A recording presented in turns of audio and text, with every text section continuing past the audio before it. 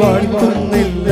കൈയടിച്ചുകൊണ്ട് സന്തോഷത്തോടെ സ്നേഹം ഓർക്കുന്നില്ല. പാടി വാഴ്ത്തുന്നില്ല. പ്രിയനേ സ്നേഹം ഓർക്കുന്നില്ല.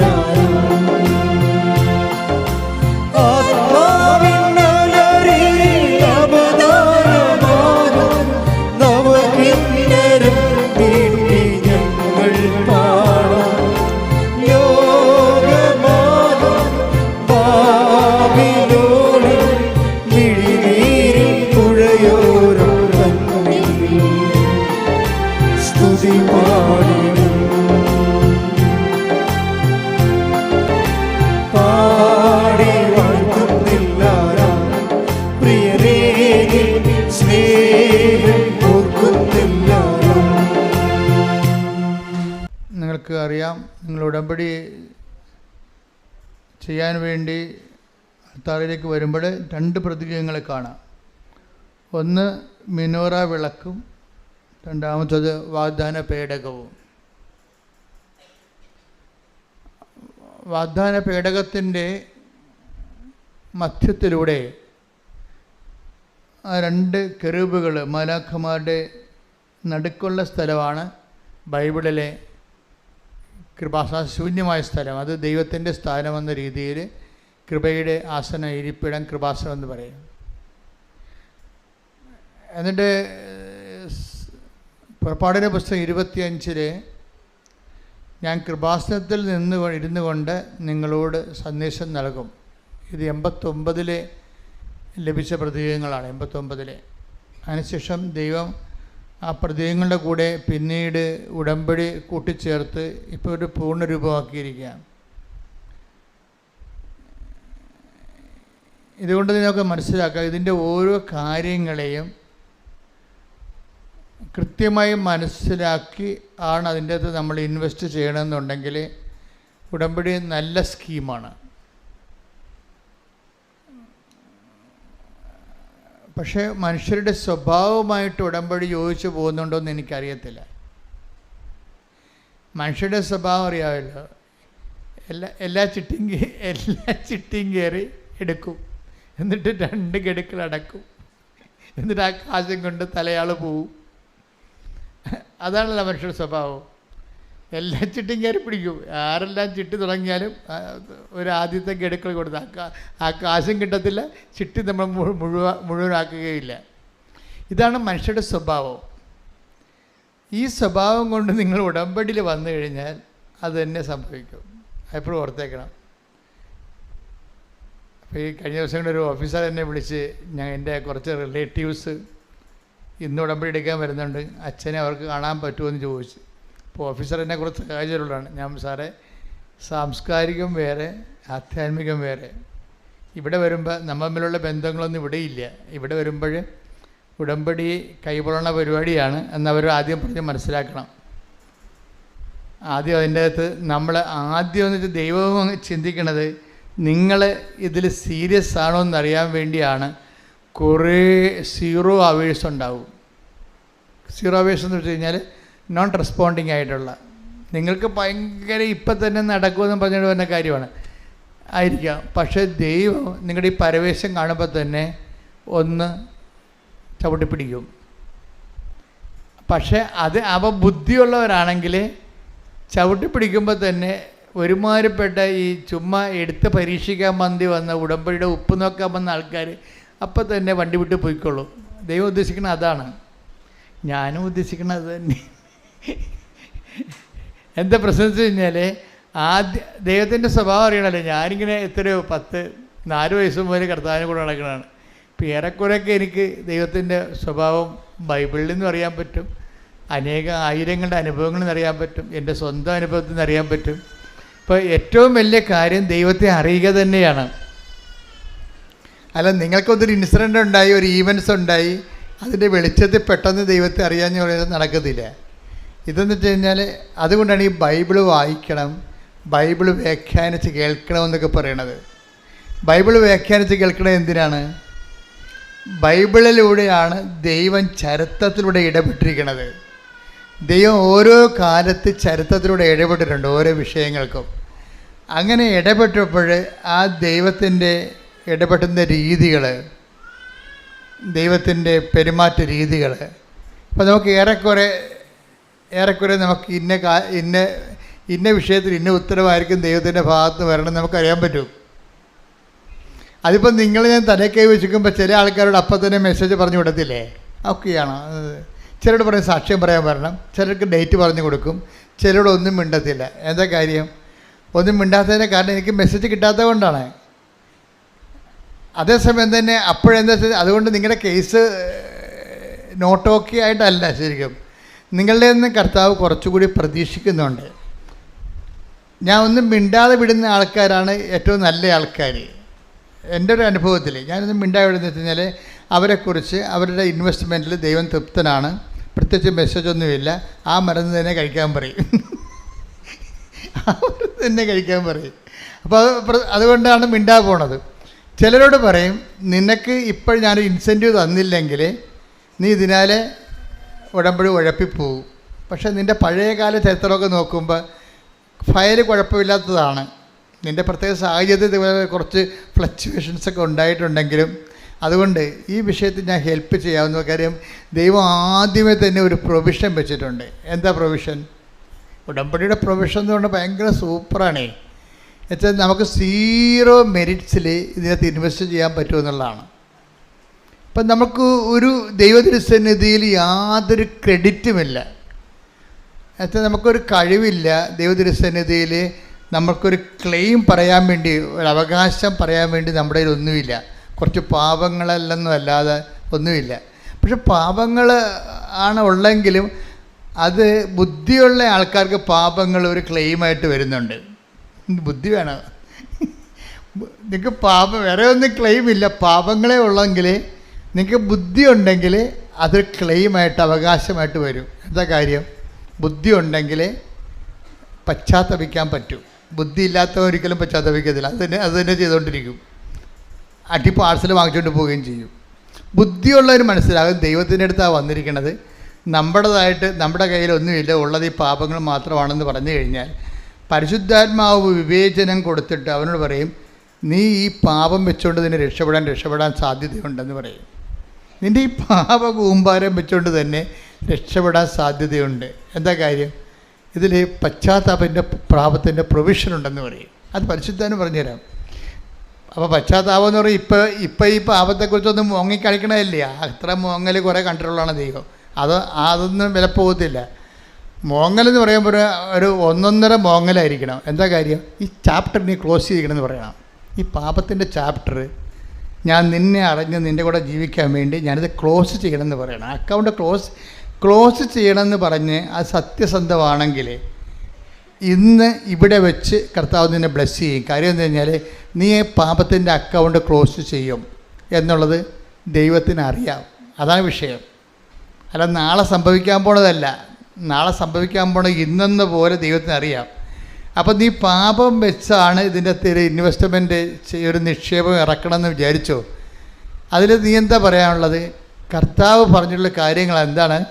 മേലിൽ പാപം ചെയ്യരുത്. അതാണ് പശ്ചാത്താപം എന്നാണ്. വെറുതെ അല്ല, വെറുതെ മോങ്ങിക്കണിക്കണമല്ല, അതിൻ്റെ അകത്ത് കാര്യമുണ്ട്. Take the bed of God. മേലിൽ പാപം ചെയ്യരുത്. ശ്രദ്ധിക്കട്ടെ. Hallelujah hallelujah hallelujah hallelujah hallelujah. യേശുവേ നന്ദി. Hallelujah hallelujah. യേശുവേ ആരാധന ആരാധന ആരാധന. യേശുവേ നന്ദി. Hallelujah hallelujah hallelujah. യേശുവേ നന്ദി. Hallelujah hallelujah hallelujah. യേശുവേ ആരാധന ആരാധന ആരാധന. Hallelujah hallelujah hallelujah hallelujah. യോഹന്നാൻ 5:14. യോഹന്നാൻ 5:14. പിന്നീട് യേശു ദേവാലയത്തിൽ വെച്ച് അവനെ കണ്ടപ്പോൾ പറഞ്ഞു ഇതാ നീ സൗഖ്യം പ്രാപിച്ചിരിക്കുന്നു,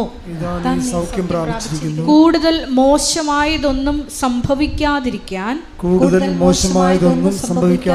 മേലിൽ പാപം ചെയ്യരുത്. ആരോടാ ഇത് പറയണത്? Hallelujah hallelujah hallelujah. യേശുവേ നന്ദി. Hallelujah hallelujah hallelujah hallelujah hallelujah. യേശുവേ സ്തുതി. Hallelujah hallelujah hallelujah. ആരോടാ പറയണത്? 38 വർഷമായി രോഗിയായിരുന്ന ഒരുവൻ അവിടെ ഉണ്ടായിരുന്നു. യോഹന്നാന്റെ 5-ാം അധ്യായം 38 വർഷമായിട്ട് ബെത്സേദ കടവിലെ രോഗിയായി കിടന്നിരുന്ന മനുഷ്യനെ, അവൻ 0 മെരിറ്റിൽ കിടക്കുന്ന ആളാ. ആ ഭാഗം ഒന്ന് വായിച്ച് ശ്രുതികട. ഹല്ലേലൂയ. യോഹന്നാന്റെ സുവിശേഷം 5-ാം അധ്യായം 1 മുതലുള്ള തിരുവചനങ്ങൾ. ഇതിനുശേഷം യഹൂദരുടെ ഒരു തിരുനാളിന് യേശു ജെറുസലേമിലേക്ക് പോയി. ജെറുസലേമിൽ അജകവാടത്തിനടുത്ത് ഹെബ്രായ ഭാഷയിൽ ബെത്സദ എന്ന് വിളിക്കുന്ന ഒരു കുളമുണ്ടായിരുന്നു. അതിന് 5 മണ്ഡപങ്ങളും. അവിടെ കുരുടരും മുടന്തരും തളർവാദക്കാരുമായ അനേകം രോഗികൾ കിടന്നിരുന്നു. 38 വർഷമായി രോഗിയായിരുന്ന ഒരുവൻ അവിടെ ഉണ്ടായിരുന്നു. അവൻ അവിടെ കിടക്കുന്നത് യേശു കണ്ടു. അവൻ വളരെ നാളായി കിടപ്പിലാണെന്ന് അറിഞ്ഞ് യേശു ചോദിച്ചു, സുഖം പ്രാപിക്കാൻ നിനക്ക് ആഗ്രഹമുണ്ടോ? അവൻ പറഞ്ഞു, കർത്താവേ, വെള്ളമിളകുമ്പോൾ എന്നെ കുളത്തിലേക്കിറക്കാൻ ആരുമില്ല. ഞാൻ എത്തുമ്പോഴേക്കും മറ്റൊരുവൻ വെള്ളത്തിൽ ഇറങ്ങിക്കഴിഞ്ഞിരിക്കും. യേശു അവനോട് പറഞ്ഞു, എഴുന്നേറ്റ് കിടക്കയെടുത്ത് നടക്കുക. അവൻ തൽക്ഷണം സുഖം പ്രാപിച്ച് കിടക്കയെടുത്ത് നടന്നു. അന്ന് സാബത്തായിരുന്നു. അതായത് വളരെയേറെ ചിന്തനീയമായ, ഇപ്പം നമുക്കിപ്പോൾ ഈശോ, ഞാനിത് പഠിച്ചു വന്നതല്ല, നോക്കി വന്നതല്ല, എപ്പോഴും ശുശ്രൂഷയുടെ സമയത്ത് ഈശോ നമുക്ക് വെളിപ്പെടുത്തി തന്ന ഒരു വചനഭാഗമാണ്. ഈ വചനഭാഗത്തു നിന്ന് ആദ്യം കിട്ടിയത് എന്താണ്? ഈ മനുഷ്യനോടാണ് പറയണത്, take the bed of God, നീ സൗഖ്യം പ്രാപിച്ചിരിക്കുന്നു. ഈ തളർവാദ രോഗി സുഖപ്പെട്ടു. പക്ഷെ സുഖപ്പെട്ട ആളോട് എന്താ പറഞ്ഞിരിക്കണത്?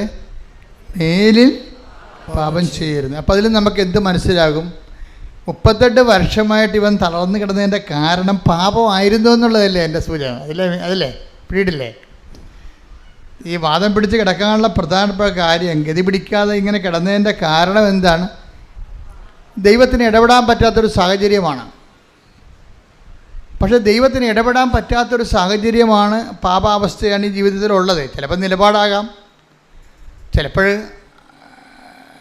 അയാളുടെ തൻപോരിമ മനോഭാവമാകാം. ആരും എനിക്ക് ആവശ്യമില്ല, എനിക്ക് പണമുണ്ട്, എനിക്ക് ആരോഗ്യമുണ്ട്, എനിക്ക് പാർട്ടിയുണ്ട്, എനിക്ക് ആസ്തിയുണ്ട് എന്നൊക്കെ പറഞ്ഞുകൊണ്ട് ബലം പിടിക്കുന്ന ആൾക്കാരില്ലേ, മസിൽ പിടിക്കണ. അങ്ങനെ ഒരു മസിൽ പിടിക്കുന്ന ആളായിരിക്കും ചിലപ്പോൾ ഇയാൾ. ദൈവത്തിന് ആവശ്യമില്ല എന്ന്. അപ്പോൾ അതുകൊണ്ട് എനിക്ക് പള്ളി പോകേണ്ട ആവശ്യമില്ല എന്നൊക്കെ ചില ആൾക്കാർ പറയത്തില്ല. അതുപോലെ എന്തോ ഒരു കക്ഷിയാണ് ഇയാൾ.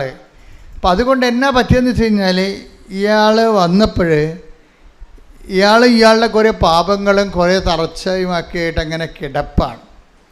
പക്ഷേ ഇയാൾക്കൊരു കാര്യമുണ്ട്, ഇയാൾ ഈ ഹുങ്കെല്ലാം മാറി പുള്ളി പുള്ളി പണ്ട് ചിന്തിച്ചുകൊണ്ടിരുന്നത് എനിക്ക് ഭാര്യയുണ്ട്, മക്കളുണ്ടെന്നൊക്കെയാണ് ചിന്തിച്ചത്. നാട്ടുകാരുണ്ട്, പാർട്ടിക്കാരുണ്ടെന്നൊക്കെ പറഞ്ഞ ആളാണ്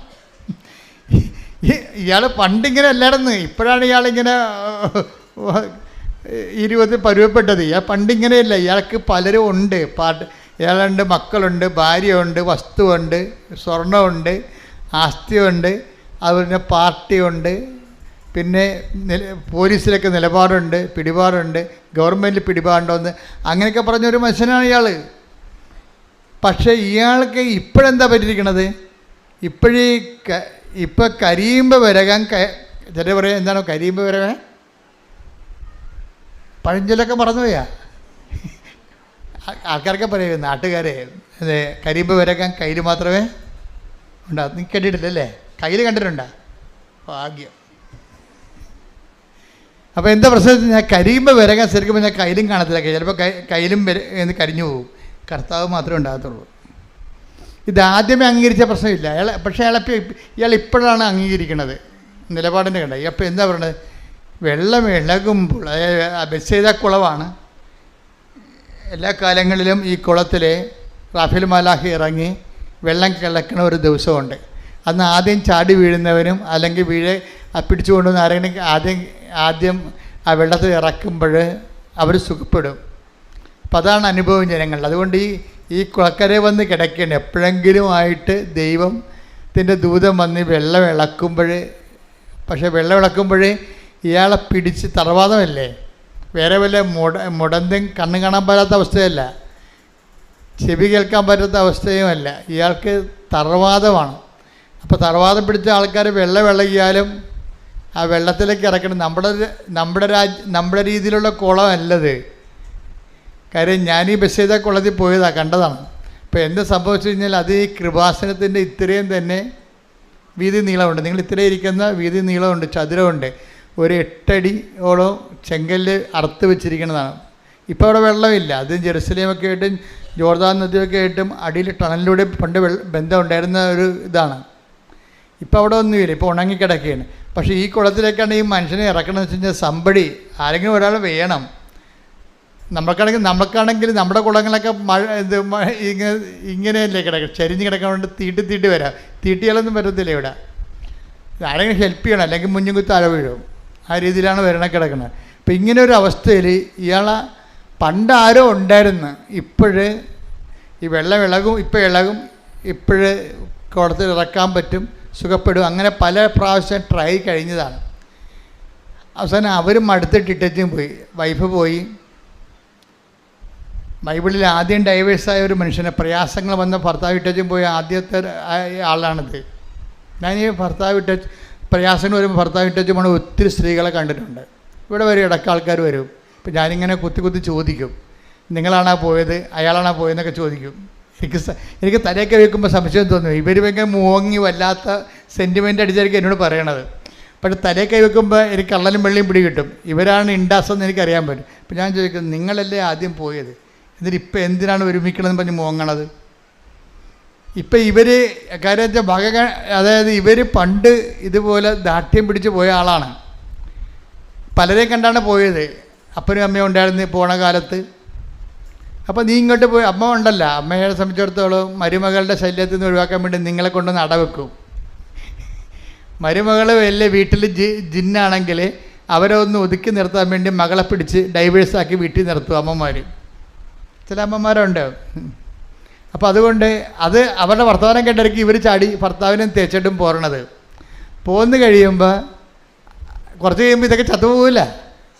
ദൈവം ഏറ്റവും ഈ ലോകത്ത് വെച്ചിരിക്കുന്ന ഏറ്റവും സുന്ദരമായ സാധനം മരണമാണ്.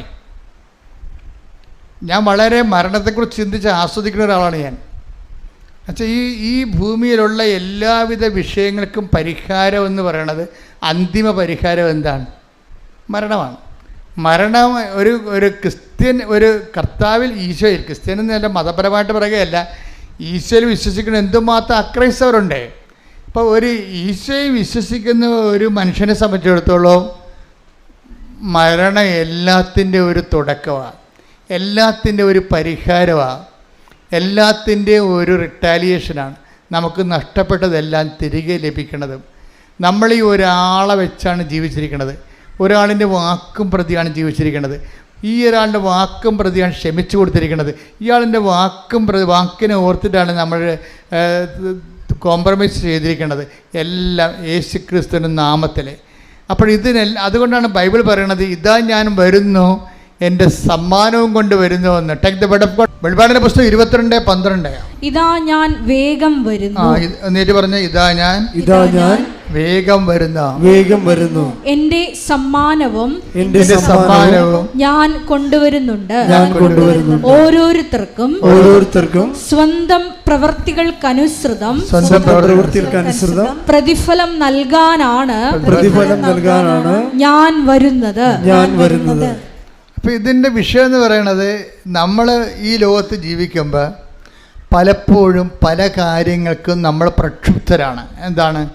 നമ്മളോട് അനീതി കാണിച്ചു, അല്ലേ? അങ്ങനെ പറയുന്നവരുണ്ട്. എന്നോട് അനീതി കാണിച്ചു എന്ന് പറയുന്നവർ ഒത്തിരി പേരുണ്ട്. ചിലക്ക് എന്നോട് പറയുന്നത്, അച്ഛാ ഞാൻ പള്ളിക്കകത്തില്ല, എനിക്ക് ജോലി കിട്ടേണ്ടതായിരുന്നു, എനിക്ക് ജോലി തന്നില്ലെന്ന് പറയും. സഭയിൽ നിന്ന് ജോലി കിട്ടിയില്ലെന്ന് പറയും. അപ്പം അങ്ങനെ ഓരോരുത്തർക്കും ഓരോ തരത്തിലുള്ള കാര്യം. എല്ലാവരും ഒപ്പിച്ച് സഭയ്ക്കും ജീവിക്കാൻ പറ്റത്തില്ല. കുടുംബത്തിൽ പോലും എല്ലാ മക്കളെയും ഒപ്പിച്ച് മാതാപിതാക്കന്മാർക്ക് ജീവിക്കാൻ പറ്റണില്ലല്ലോ. പായ്ക്കണ്ട ഇല്ല. എല്ലാ മക്കളെയും ഒപ്പിച്ച് കുടുംബത്തിലുള്ള അപ്പനും അമ്മക്കും ജീവിക്കാൻ പറ്റുന്നുണ്ടോ? ഇല്ല. ക്ലിയർ അല്ലേ? അപ്പോൾ എപ്പോഴായാലും എവിടെ നിന്നായാലും നമുക്ക് ഇങ്ങോട്ട് കിട്ടാനുള്ള കുറേ കേസുകളുണ്ടാവും. പക്ഷേ ഇങ്ങോട്ട് കിട്ടാനുള്ള കേസിലാണ് ഈ വിഷയം സെറ്റ് ചെയ്യണത്. ഇതെന്താ കാര്യം? ഇവർക്കാണ് നമ്മൾ ദൈവം റിട്ടാലിയേറ്റ്, ദൈവത്തിൻ്റെ നീതി, ദൈവം നീതിമാനാണെന്ന് പറയുന്നത് എന്താ കാര്യം? അതായത് ബൈബിള് മനുഷ്യന്മാരെ എല്ലാം പഠിച്ചിട്ട്, അവൻ്റെ ഇഹവും പരവും പഠിച്ചിട്ട്, അവൻ്റെ ഭൂതവും വർത്തമാനവും ഭാവിയും പഠിച്ചിട്ട്, അവൻ്റെ പ്രകൃതി പഠിച്ചിട്ട്, അവൻ്റെ മനസ്സിൻ്റെ ഘടനയും പെരുമാറ്റശീലങ്ങളും അതിൻ്റെ കാലാവസ്ഥ ഭേദങ്ങളും എല്ലാം പഠിച്ചിട്ടാണ് ബൈബിള് വിവേചനം നൽകിയിട്ട് നിർദ്ധാരണം നൽകുന്നത്. ചില കാര്യങ്ങൾക്ക് ഇവിടെ വെച്ച് സെറ്റിൽമെൻ്റ് ഇല്ലെന്നാണ്. കറക്റ്റല്ലേ? ചില കാര്യങ്ങൾക്ക് സെറ്റിൽമെൻ്റ് ഇല്ല. അതുകൊണ്ട് നിങ്ങൾ അങ്ങോട്ടും ഇങ്ങോട്ടും ഓവറായിട്ട് വഴക്കിട്ടിട്ട് കാര്യമില്ല. വഴക്കിട്ട് സ്നേഹം പിടിച്ചു പറ്റാൻ പറ്റുമോ? ഒരിക്കലും പറ്റത്തില്ല.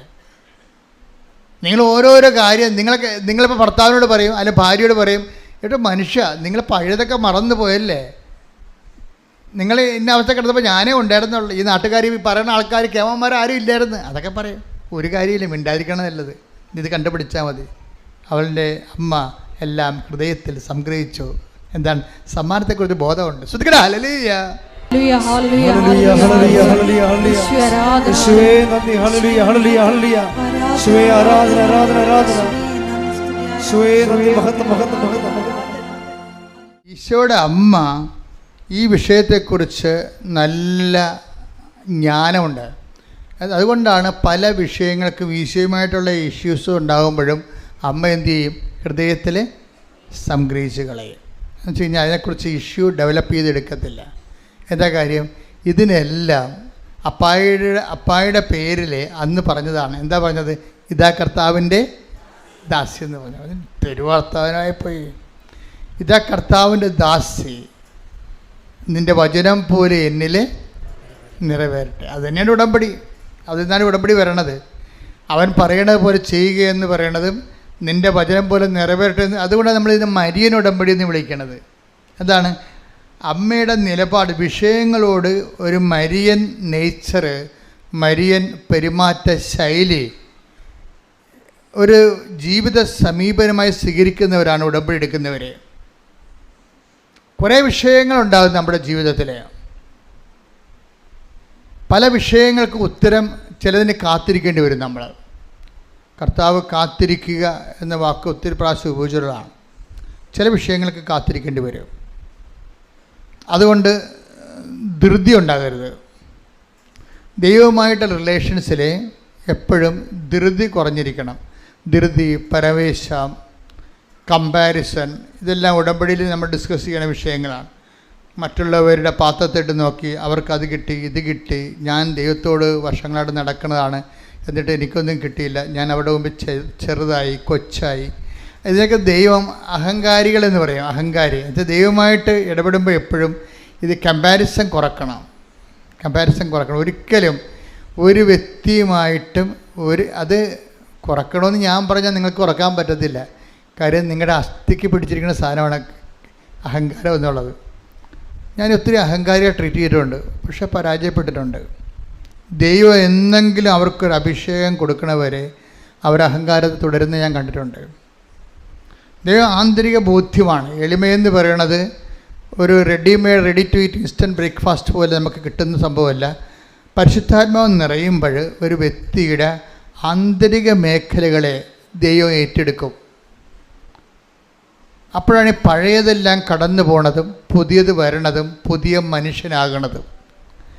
ഉടമ്പടി പലപ്പോഴും നമ്മൾ ശ്രദ്ധിക്കേണ്ടത്, ഉടമ്പടിയിലെ നിയോഗമെന്ന് പറയണത് ശരിക്കും പറഞ്ഞാൽ ഭൗതിക നിയോഗം അതിലുണ്ട്, ഇല്ലെന്നല്ല. പക്ഷേ അതുപോലെ തന്നെയുണ്ട് ആധ്യാത്മിക നിയോഗം.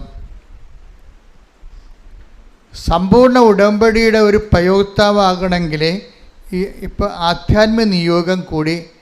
ആധ്യാത്മിക നിയോഗം എന്ന് പറയുന്നത് പരിശുദ്ധാത്മാവിന് നമ്മളിൽ ശാന്തമായിട്ട് പ്രവർത്തിക്കാൻ പറ്റിയ. പരിശുദ്ധാത്മാവിൻ്റെ പ്രത്യേകത എന്ന് പറഞ്ഞാൽ ഇടിച്ചു തള്ളി കയറി ബലപ്രയോഗം നടക്കത്തില്ല. മറിച്ച് ശാന്തതയുടെ ആത്മാവും അതുപോലെ തന്നെ സംയമനത്തിൻ്റെ ആത്മാവാണ്. അത് വെയിറ്റ് ചെയ്ത് നമ്മൾ പരുവപ്പെടുന്നവരെ പരിശുദ്ധാത്മാവ് പുറത്ത് നിൽക്കും. അല്ലെങ്കിൽ അതിൻ്റെ പുൾസിങ് ആയിട്ടുള്ള പ്രവർത്തനങ്ങളിലേക്ക് വരത്തില്ല. പരിശുദ്ധാത്മാവിന് പലതരത്തിലുള്ള ഘടകപ്രവർത്തനങ്ങളുണ്ട്. ഇപ്പോൾ നമ്മൾക്കൊക്കെ അനുഭവിക്കണമെന്നൊക്കെ പറയുന്നത് അതിൻ്റെ ABCD പ്രൈമറി ആയിട്ടുള്ള ഇടപെടലുകളാണ് പരിശുദ്ധാത്മാവിൽ നമ്മൾ അനുഭവിക്കുന്നത്. പരിശുദ്ധാത്മാവിൻ്റെ ഹൈസ്കൂളിംഗ് ഉണ്ട്, അതുപോലെ പരിശുദ്ധാത്മാവിൻ്റെ കോളേജിംഗ് ഉണ്ട്, പിന്നെ പ്രൊഫഷണൽ കോളേജിംഗ് ഉണ്ട്. സെക്ഷൻസ് ഇങ്ങനെ വ്യത്യാസമുണ്ട്. പരിശുദ്ധാത്മാവിൻ്റെ. അപ്പോൾ ഇപ്പം നമ്മൾ ഓരോ സമയവും ദൈവത്തിന് വേണ്ടി ദൈവത്തിൻ്റെ തിരുമനസ്സിനെ സന്തോഷിക്കുന്ന അനുസരിച്ച് ദൈവത്തിൻ്റെ സമർപ്പിക്കുമ്പോൾ സന്തോഷം ഉണ്ടാകും. സമർപ്പിക്കുമ്പോഴേ സന്തോഷം ഉണ്ടാകും, സന്തോഷം ഉണ്ടാകണം.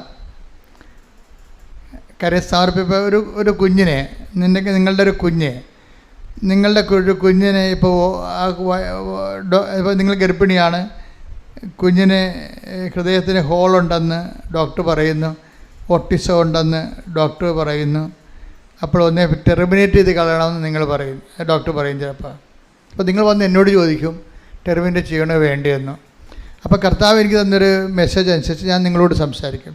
ആ 90% ടെർമിനേറ്റ് ചെയ്യുന്നത് കളയേണ്ടെന്നേക്കെ പറയത്തുള്ളൂ.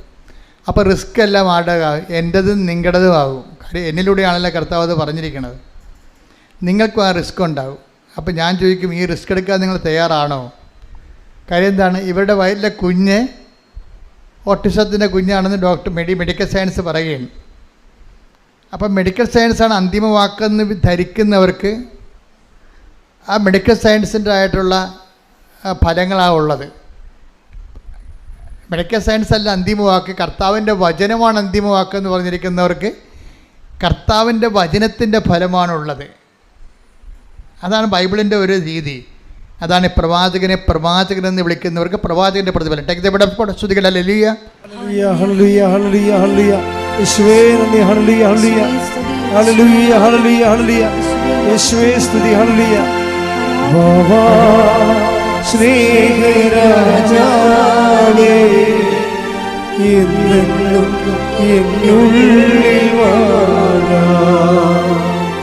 വാവാ സ്നേഹത്തിൻ പൂനിലാവേ എന്നുള്ളിൽ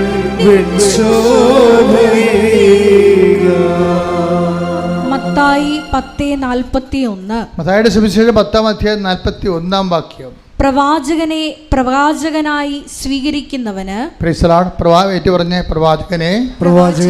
പ്രവാചകനായി സ്വീകരിക്കുന്നവന് പ്രവാചകന്റെ പ്രതിഫലവും നീതിമാനായി സ്വീകരിക്കുന്നവന് നീതിമാന്റെ പ്രതിഫലവും ലഭിക്കുന്നു. അതായത് പ്രവാചകനെ നീതിമാനായിട്ട് കണക്കാക്കുന്നവന് പ്രവാചകന്റെ പ്രതിഫലം ലഭിക്കത്തില്ല. അതാണ് വിഷയം. നിങ്ങൾ എങ്ങനെയാണ് ഈ വിഷയത്തെ സമീപിക്കുന്നത്? നിങ്ങൾ ദൈവവചനത്തിനാണ് മോർ ഇമ്പോർട്ടൻസ് കൊടുക്കുക. അപ്പം ഞാൻ ഇവരുടെ ഹിസ്റ്ററി തിരക്കും. അപ്പം നിങ്ങളെ കുഞ്ഞിനെ ഇങ്ങനെ അബോർട്ട് ചെയ്ത് കളയണമെന്ന് പറഞ്ഞു കഴിഞ്ഞാൽ ഞാൻ പിന്നെ ഉടനെ ഇവിടെ ഇൻഫ്രാസ്ട്രക്ചറാണ് അന്വേഷിക്കുന്നത്. നിങ്ങൾ ദൈവവചനത്തിന് വേണ്ടി നേരത്തെ ജീവിച്ചിട്ടുണ്ടോ? ദൈവവചനത്തിൻ്റെ ഗുണങ്ങൾ നിങ്ങൾക്കറിയാവോ? ദൈവവചനത്തിനെക്കുറിച്ച് നിങ്ങൾക്ക് ആഴമായ ബോധ്യമുണ്ടോ? കർത്താവ് ഇങ്ങനൊരു വചനം പറഞ്ഞാൽ വിശ്വസിക്കാനുള്ള കഴിവുണ്ടോ? കുറേ ചോദ്യങ്ങൾ ചോദിക്കും. ചോദ്യങ്ങളെല്ലാം നോക്കുകയാണെങ്കിൽ ഞാൻ പറയും കീപ് ദ ചൈൽഡ്, കുഞ്ഞിനെ സൂക്ഷിക്കുക. കർത്താവ് ഇതിൻ്റെ എന്തെങ്കിലും കേടുണ്ടെങ്കിൽ ഗർഭത്തിൽ വെച്ച് തന്നെ കർത്താവ് ഇതിനെ പരിഹരിച്ചിട്ട് നിനക്ക് ആരോഗ്യമുള്ള കുഞ്ഞിനെ തരും. എന്താണ്? അവൾക്ക് എൻ്റെ കഴിവുണ്ട്. കർത്താവിൻ്റെ വചനം വിശ്വസിക്കാൻ ഒരു കഴിവ് വേണം. ഈ ദിവസങ്ങളിലെ സിമി ജോൺ എന്നും പറഞ്ഞൊരു മോളൊരു സാക്ഷ്യം പറഞ്ഞായിരുന്നു. സിമി ജോണിൻ്റെ കുറേ സാക്ഷ്യങ്ങളുണ്ട്. അതിൽ ഒരു സാക്ഷ്യം എനിക്കിഷ്ടപ്പെട്ടതെന്ന് വെച്ച് കഴിഞ്ഞാൽ സിമി ജോണിന് 6 പ്രാവശ്യം മറ്റേ OETക്ക് തോറ്റ്. 6 പ്രാവശ്യം OETക്ക് തോറ്റെന്ന് പറയുമ്പോൾ ഒരു വല്ലാത്ത തോൽവിയായി. ഇപ്പം 6 പ്രാവശ്യമൊക്കെ തോക്കുമ്പോൾ ഒരു മനുഷ്യൻ ചിലരുടെ കോൺഫിഡൻസ് പോകും, ചിലരുടെ കോൺഫിഡൻസ് കിട്ടും. എന്ന് വെച്ച് കഴിഞ്ഞാൽ പരിശുദ്ധാത്മാവ് നിറഞ്ഞ് ഈ നിരാശയുടെ വിഷയം കാണുന്നവർക്ക് കോൺഫിഡൻസ് പോയിക്കൊണ്ടിരിക്കും. അല്ല, ഇത്രയും 6 പ്രാവശ്യം തോറ്റതല്ലേ, അത് തന്നെയാണ് എൻ്റെ ജയം എന്ന് പറഞ്ഞുകൊണ്ട് എൻ്റെ കർത്താവ് ഞാനൊരു ബിലോ ആവറേജ് സ്റ്റുഡൻ്റാണ്, എന്നെ ഇവിടം വരെ എത്തിച്ചില്ലേ, എൻ്റെ റിസൾട്ടിൽ മാറ്റമുണ്ടല്ലോ, പോസിറ്റീവായിട്ട് ചേഞ്ച് ഉണ്ടല്ലോ, അപ്പോൾ 7ാമത്തെ പ്രാവശ്യം ജയിക്കും എന്ന് പരിശുദ്ധാത്മാവ് അവർക്ക് തോന്നിക്കും. അപ്പോൾ അതാണ് നമ്മുടെ ഇൻഫ്രാസ്ട്രക്ചർ എന്താണ്, അതനുസരിച്ചാണ് ദൈവം പ്രവർത്തിക്കണതിൻ്റെ അടുത്ത്. അപ്പോൾ ഉടനെ അവർക്ക് പ്രത്യാശ ഉണ്ടാകും. അവർ സന്തോഷത്തോടെ വന്ന് 7ാം പ്രാവശ്യം എഴുതും. ഈ സിമി ജോണിനെ സംബന്ധിച്ചിടത്തോളം പ്രത്യാശയുമില്ല, നിരാശയുമില്ല, ജീവിക്കണമെന്നുള്ള ആഗ്രഹം മാത്രമേ ഉള്ളൂ, ആശ മാത്രമേ ഉള്ളൂ. അങ്ങനെ ഉണ്ടാവും ചിലർക്ക്, ന്യൂട്രൽ കേസ് ഉണ്ടാവും. പ്രത്യാശയുമില്ല, നിരാശയുമില്ല, പിന്നെന്താ ഉള്ളത്? ജീവിക്കണമെന്നുള്ള ആശ. അയാൾ ഇത്രയും പൈസ ഇതിനത് ഇൻവെസ്റ്റ് ചെയ്തില്ല, 35 രൂപ വേണമല്ലോ ഒ ടിക്ക് ഒരു പ്രാവശ്യം. അപ്പം അവസാനം വന്നപ്പോൾ ഈ 7ാമത്തെ പരീക്ഷയുടെ സമയം വന്നപ്പോൾ ഇവർക്ക് ജലദോഷം, പനി, തൊണ്ടകാഴ്ച, ചുമ, അതങ്ങനെ ന്യൂമോണിയയിലായിട്ട് പോയിക്കൊണ്ടിരിക്കുകയാണ്. സംസാരിക്കാൻ പോലും പറ്റണില്ല. അപ്പോൾ അവർക്ക് തോന്നി, സിമിയോനെ നോക്കി, എന്ന് പരീക്ഷ ഒന്ന് എക്സ്റ്റെൻഡ് ചെയ്യാം, കാര്യം ക്ഷീണമാണല്ലോ, രോഗമാണല്ലോ, എക്സ്റ്റെൻഡ് ചെയ്തേക്കാമെന്ന് വിചാരിച്ചു.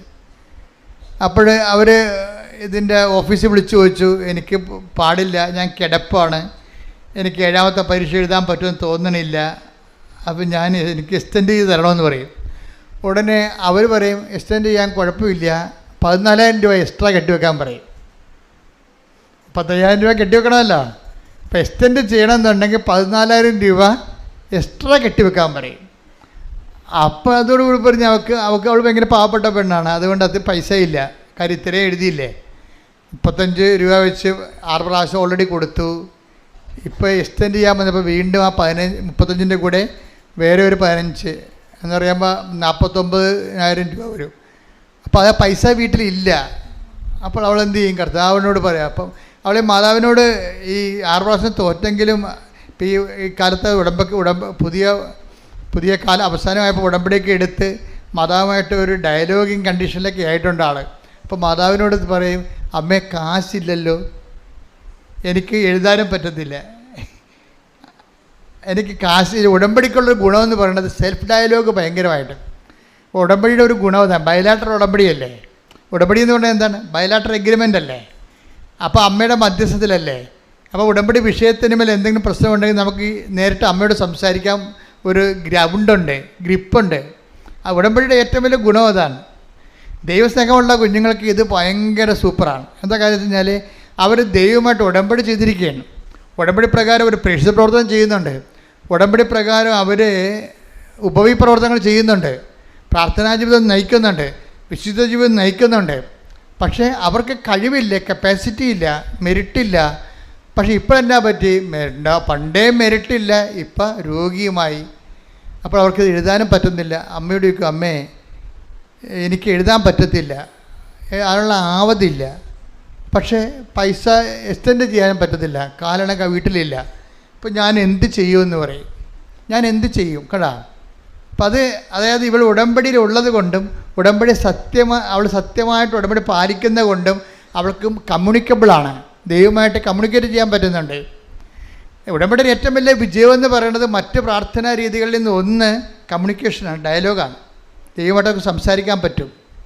അപ്പോൾ അമ്മ അവളോട് പറഞ്ഞു, tech the bed of God എന്ന് പറഞ്ഞു. ഞാൻ പറയുന്ന പോലെ പറഞ്ഞു, നീ വേദന എടുത്ത് നോക്കാൻ പറഞ്ഞു.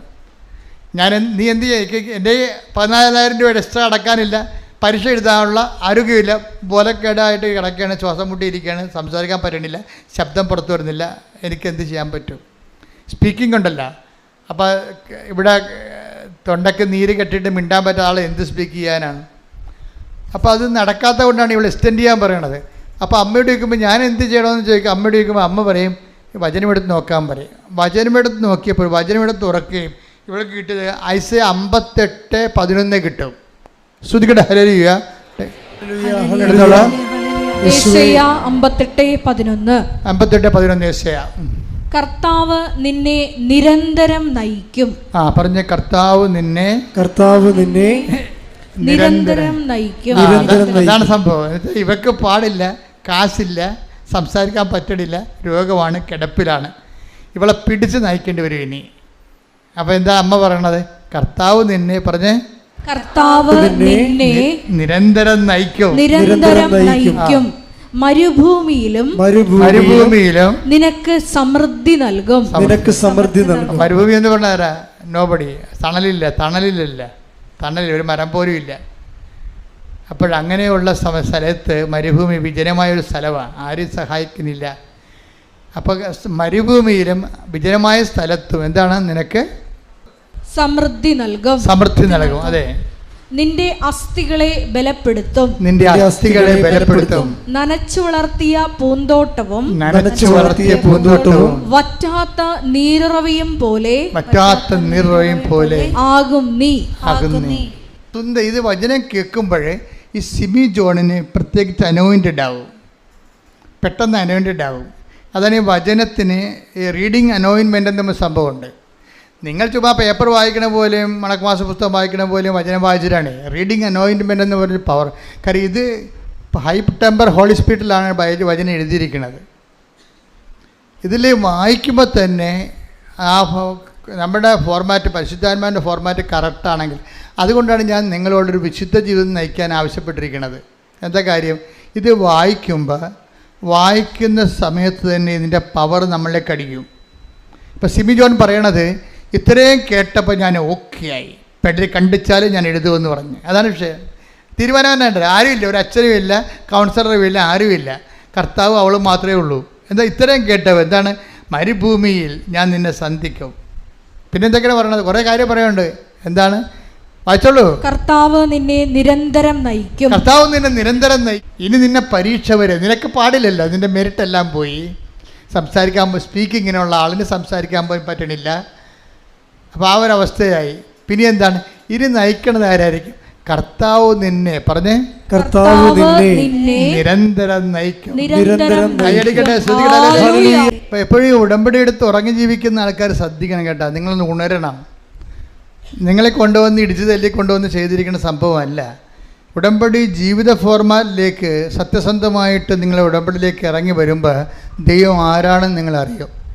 ഇവരോട് എന്താ പറഞ്ഞിരിക്കണത്? ഇനി നീ പോകുന്നത് നിൻ്റെ എക്സ്പെൻസിലല്ല, എൻ്റെ എക്സ്പെൻസിലാണ്. നിന്നെ കൈപിടിച്ച് ഞാൻ നിരന്തരം നയിക്കും. നിന്നെ കൈപിടിച്ച് ഞാൻ നിരന്തരം നയിക്കും എന്ന് വെച്ച് കഴിഞ്ഞാൽ നീ ജയിച്ച് തിരിച്ച് ജോലി കിട്ടുന്നവരെ ഞാൻ നിന്നെ നയിച്ചുകൊണ്ട്. നിരന്തരം എന്ന് പറഞ്ഞിരിക്കണതേ ഭയങ്കരമാണ് ശരിക്കും പറഞ്ഞാൽ. അതുകൊണ്ട് ദൈവത്തിൻ്റെ ഒരു കൂറ് വഴിനടത്തൽ നിങ്ങൾക്ക് അവകാശമാക്കാനുള്ള യോഗ്യതയുണ്ട്. പക്ഷെ അവകാശമാക്കാനുള്ള പരിശ്രമം നിങ്ങളുടെ ഭാഗത്ത് നിന്ന് ഉണ്ടാകണം. ടെക്നിക്കലായിട്ട് ഗിമ്മിക്കുകൾ കാണിച്ചാലും ദൈവം വഴിപ്പെടത്തില്ല. എന്നാൽ പത്രം കൊടുക്കണം. ശരി, പത്രം കൊടുത്തേക്കാം. എത്ര എണ്ണം ഉണ്ട്? 18. 18 പേർക്ക് കൊടുക്കുക. തീർന്ന്. പിന്നെന്താ പറഞ്ഞ അച്ഛൻ? അച്ഛൻ എന്താ പറഞ്ഞത്? അച്ഛൻ പറഞ്ഞ കാരുണ്യപ്പെടുന്നു. ശരി, ഇത് വർക്കൗട്ട് ചെയ്തില്ല. മര്യാദയ്ക്ക് ദൈവത്തോടാണ് ഈ ഉടമ്പടി ചെയ്തിരിക്കണത്. ദൈവം എന്നെ തൻ്റെ കൂടെ ജീവിക്കാൻ വേണ്ടി വിളിച്ചിരിക്കുകയാണ്. ഞാനിനി എൻ്റെ ജീവിതകാലം ദൈവത്തിന് ഒപ്പിച്ച് ജീവിക്കും എന്ന് ആദ്യമേ തന്നെ തീരുമാനിക്കണം. കാര്യം ഉടമ്പടി ബന്ധമല്ലേ. അല്ലാതെ നീ വിചാരിക്കണത്, നീ ഇപ്പുറത്ത് തന്നെ പറയണത് പാസ്സാകണ വരെ ഇങ്ങനെയൊക്കെ കറങ്ങി നടക്കാമെന്ന് വിചാരിക്കും, അല്ലെങ്കിൽ ജോലി കിട്ടണ വരെ എന്നൊക്കെ നിൻ്റെ മനസ്സിലുണ്ടാകും. നിന്നെ തോൽപ്പിക്കണത് നിൻ്റെ ഉള്ളിലുള്ള നീ തന്നെയാണ്. കാര്യം നിൻ്റെ മനസ്സിലുള്ളതെല്ലാം ദൈവത്തിന് റീഡ് ചെയ്യാൻ പറ്റുന്നുണ്ടല്ലോ. നീ വിചാരിക്കണത് എന്താണ്? ഉടമ്പടിയില്ലേ, കുഴപ്പമില്ല, 90 ദിവസം 90 ദിവസം നോക്കിയാൽ മതിയല്ല. 90 ദിവസം നോക്കിയാൽ മതിയല്ല. നീ എന്ത് നോക്കാൻ പോവുകയാണ്? നീ ഏതാണ്ട് ദൈവത്തിന് ഏതാണ്ട് വലിയ ഔദാര്യം ചെയ്യാൻ പോവുകയാണ്. എന്താണ്? തിന്മ പ്രവർത്തിക്കാതെ ഇരുന്നോളാം ദൈവത്തിന് വേണ്ടി. നീ തിന്മ പ്രവർത്തിക്കാതിരുന്നു കഴിഞ്ഞാൽ ഇല്ലെങ്കിൽ ദൈവം ഉണ്ടാകത്തില്ല. അപ്പോൾ നീ ഇങ്ങനെ വെച്ച് നിൻ്റെ പാപം വെച്ച് ദൈവമായിട്ട് വിലപേശരുത്. മറിച്ച് വിശുദ്ധിയോടെ ജീവിക്കാനുള്ള സ്വതസിദ്ധമായ ഒരു പരിശ്രമം നിൻ്റെ ഭാഗത്തുനിന്ന് ഉണ്ടാകണം. സ്വതസിദ്ധമായ പ്രവർത്തനം. എന്താ വിഷയം എന്ന് പറയുമ്പോൾ ഇത് എന്താ പ്രോബ്ലം വെച്ച് കഴിഞ്ഞാൽ നിങ്ങൾക്കറിയാമല്ലോ. ഒന്ന് മെറിറ്റിൽ ജീവിക്കണതും രണ്ടാമത് ഗ്രേസിൽ. 2 തരം ലോകത്ത് മനുഷ്യരാണ് ഉള്ളത്. ഒന്ന് മെറിറ്റിൽ ജീവിക്കുന്നവരുണ്ട്, രണ്ടാമത്തത് ഗ്രേസിൽ ജീവിക്കണത്.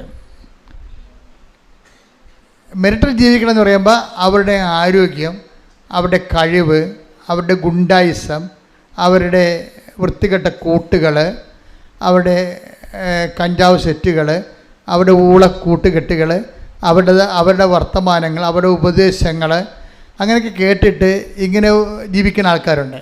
അത് മെറിറ്റിൽ ജീവിക്കുന്ന ആൾക്കാരാണ്. മറ്റൊന്ന് പറയണത് നമ്മൾ പരമാവധി പാപം ഒഴിവാക്കിക്കൊണ്ട് വിശുദ്ധിയിൽ ജീവിക്കാൻ വേണ്ടി ദൈവത്തെ മഹത്വപ്പെടുത്തി ദൈവത്തിന് വേണ്ടി ജീവിക്കുന്ന രീതിയിൽ പ്രവർത്തിച്ചും ചില ക്ഷമിക്കപ്പെടാണ്ടാത്ത കാര്യമില്ലാത്ത സ്ഥലത്ത് പോലും നമ്മൾ ദൈവത്തിന് വേണ്ടി തോറ്റുകൊടുത്തും അതിൻ്റെ പേരിൽ സമാധാനം ഉണ്ടാക്കിയും നമ്മൾ ദൈവത്തിൻ്റെ മഹത്വത്തിന് വേണ്ടി ജീവിക്കുന്ന വേറൊരു ജീവിതമുണ്ട്. ബൈബിൾ പ്രിഫർ ചെയ്യണത് ആ ഒരു ജീവിതമാണ്. ബൈബിൾ പ്രിഫർ ചെയ്യണത്. ഇപ്പോൾ സിമി ജോൺ എന്താണ്? സിമി ജോണിൻ്റെ മെറിറ്റ് എല്ലാം പോയിരിക്കുകയാണ്. ദൈവമായിട്ട് ഇടപെടുമ്പോൾ എപ്പോഴും നമ്മൾ ശ്രദ്ധിക്കണം. ഉള്ള ഉടമ്പടി പിടിച്ചു കഴിഞ്ഞാൽ, ഇപ്പം ചില ആൾക്കാർ പറയും മരുന്ന്, ഇപ്പം ചില പരുവിനൊക്കെ നമ്മൾ മരുന്ന് വെച്ച് കഴിഞ്ഞാൽ എന്താ പറ്റണത്, പെട്ടെന്ന് പഴുത്തിട്ടുള്ള പഴുപ്പെല്ലാം ഇളകിപ്പോവും. അപ്പോൾ നമ്മൾ ഡോക്ടറിനോട് പറയും, ഡോക്ടറെ മരുന്ന് കഴിച്ചിട്ട് പഴുക്കണ ചെയ്ത്, പൊറുക്കാൻ വേണ്ടി കഴിച്ചതാണ്, പക്ഷേ പഴുക്കണ ചെയ്തെന്ന് പറയും. ഡോക്ടർ മൈൻഡ് ചെയ്യത്തില്ല. എന്താ കാര്യം, അത് പഴുക്കാനുള്ളതാണ്. പഴുത്ത് കഴിഞ്ഞിട്ട് പഴുപ്പ് പോയിട്ടാണ് പിന്നെ പൊറുക്കണത്.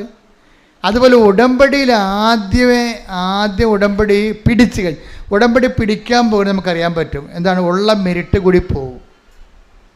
ഇപ്പം സിമിക്ക് എങ്ങനെയല്ല സംഭവിച്ചത്? സിമി 6 പരീക്ഷ ഉടമ്പടി എടുക്കാതെ 6 പരീക്ഷ എഴുതിയിട്ട് ഒരു പ്രശ്നവും ഇല്ലാഞ്ഞില്ല.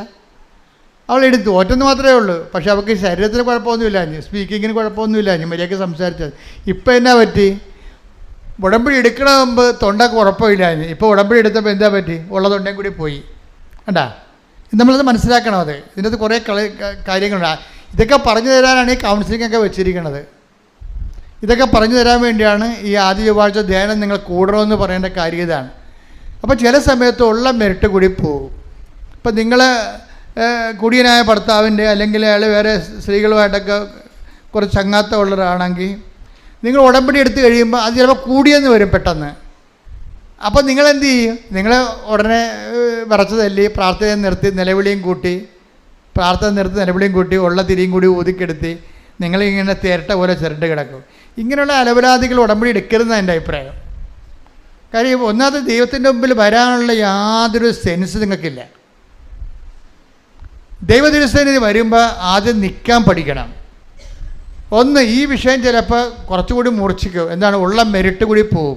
ഉടമ്പടി വർക്ക് ചെയ്യണം എങ്ങനെയാണ്, നോട്ട് ബൈ മെരിറ്റിലെന്ന് ആദ്യമേ പറയണില്ലേ ഞാൻ, നിങ്ങളുടെ യോഗ്യത കൊണ്ടല്ലെന്ന് പറയണില്ലേ നിങ്ങളെ. അപ്പം ഞാൻ ഇപ്പോൾ സംശയ രോഗമുള്ള ഹസ്ബൻഡാണ്, അല്ലെങ്കിൽ വേറെ സ്ത്രീകളൊക്കെ ആയിട്ടുള്ള ബന്ധമുള്ള അല്ലെങ്കിൽ കെയർലെസ് ആയിട്ടുള്ള ബിഹേവിയറുള്ള ഭാര്യയാണെങ്കിൽ, ഭർത്താക്കന്മാർ കംപ്ലയിൻറ്റ് ചെയ്യണമെങ്കിലും ചില ഭാര്യ ഇട്ടച്ച് പോയാലും ഞാൻ പറയും ഇനി ആരെയും വിടണ്ട കേട്ടോ എന്ന് പറയും.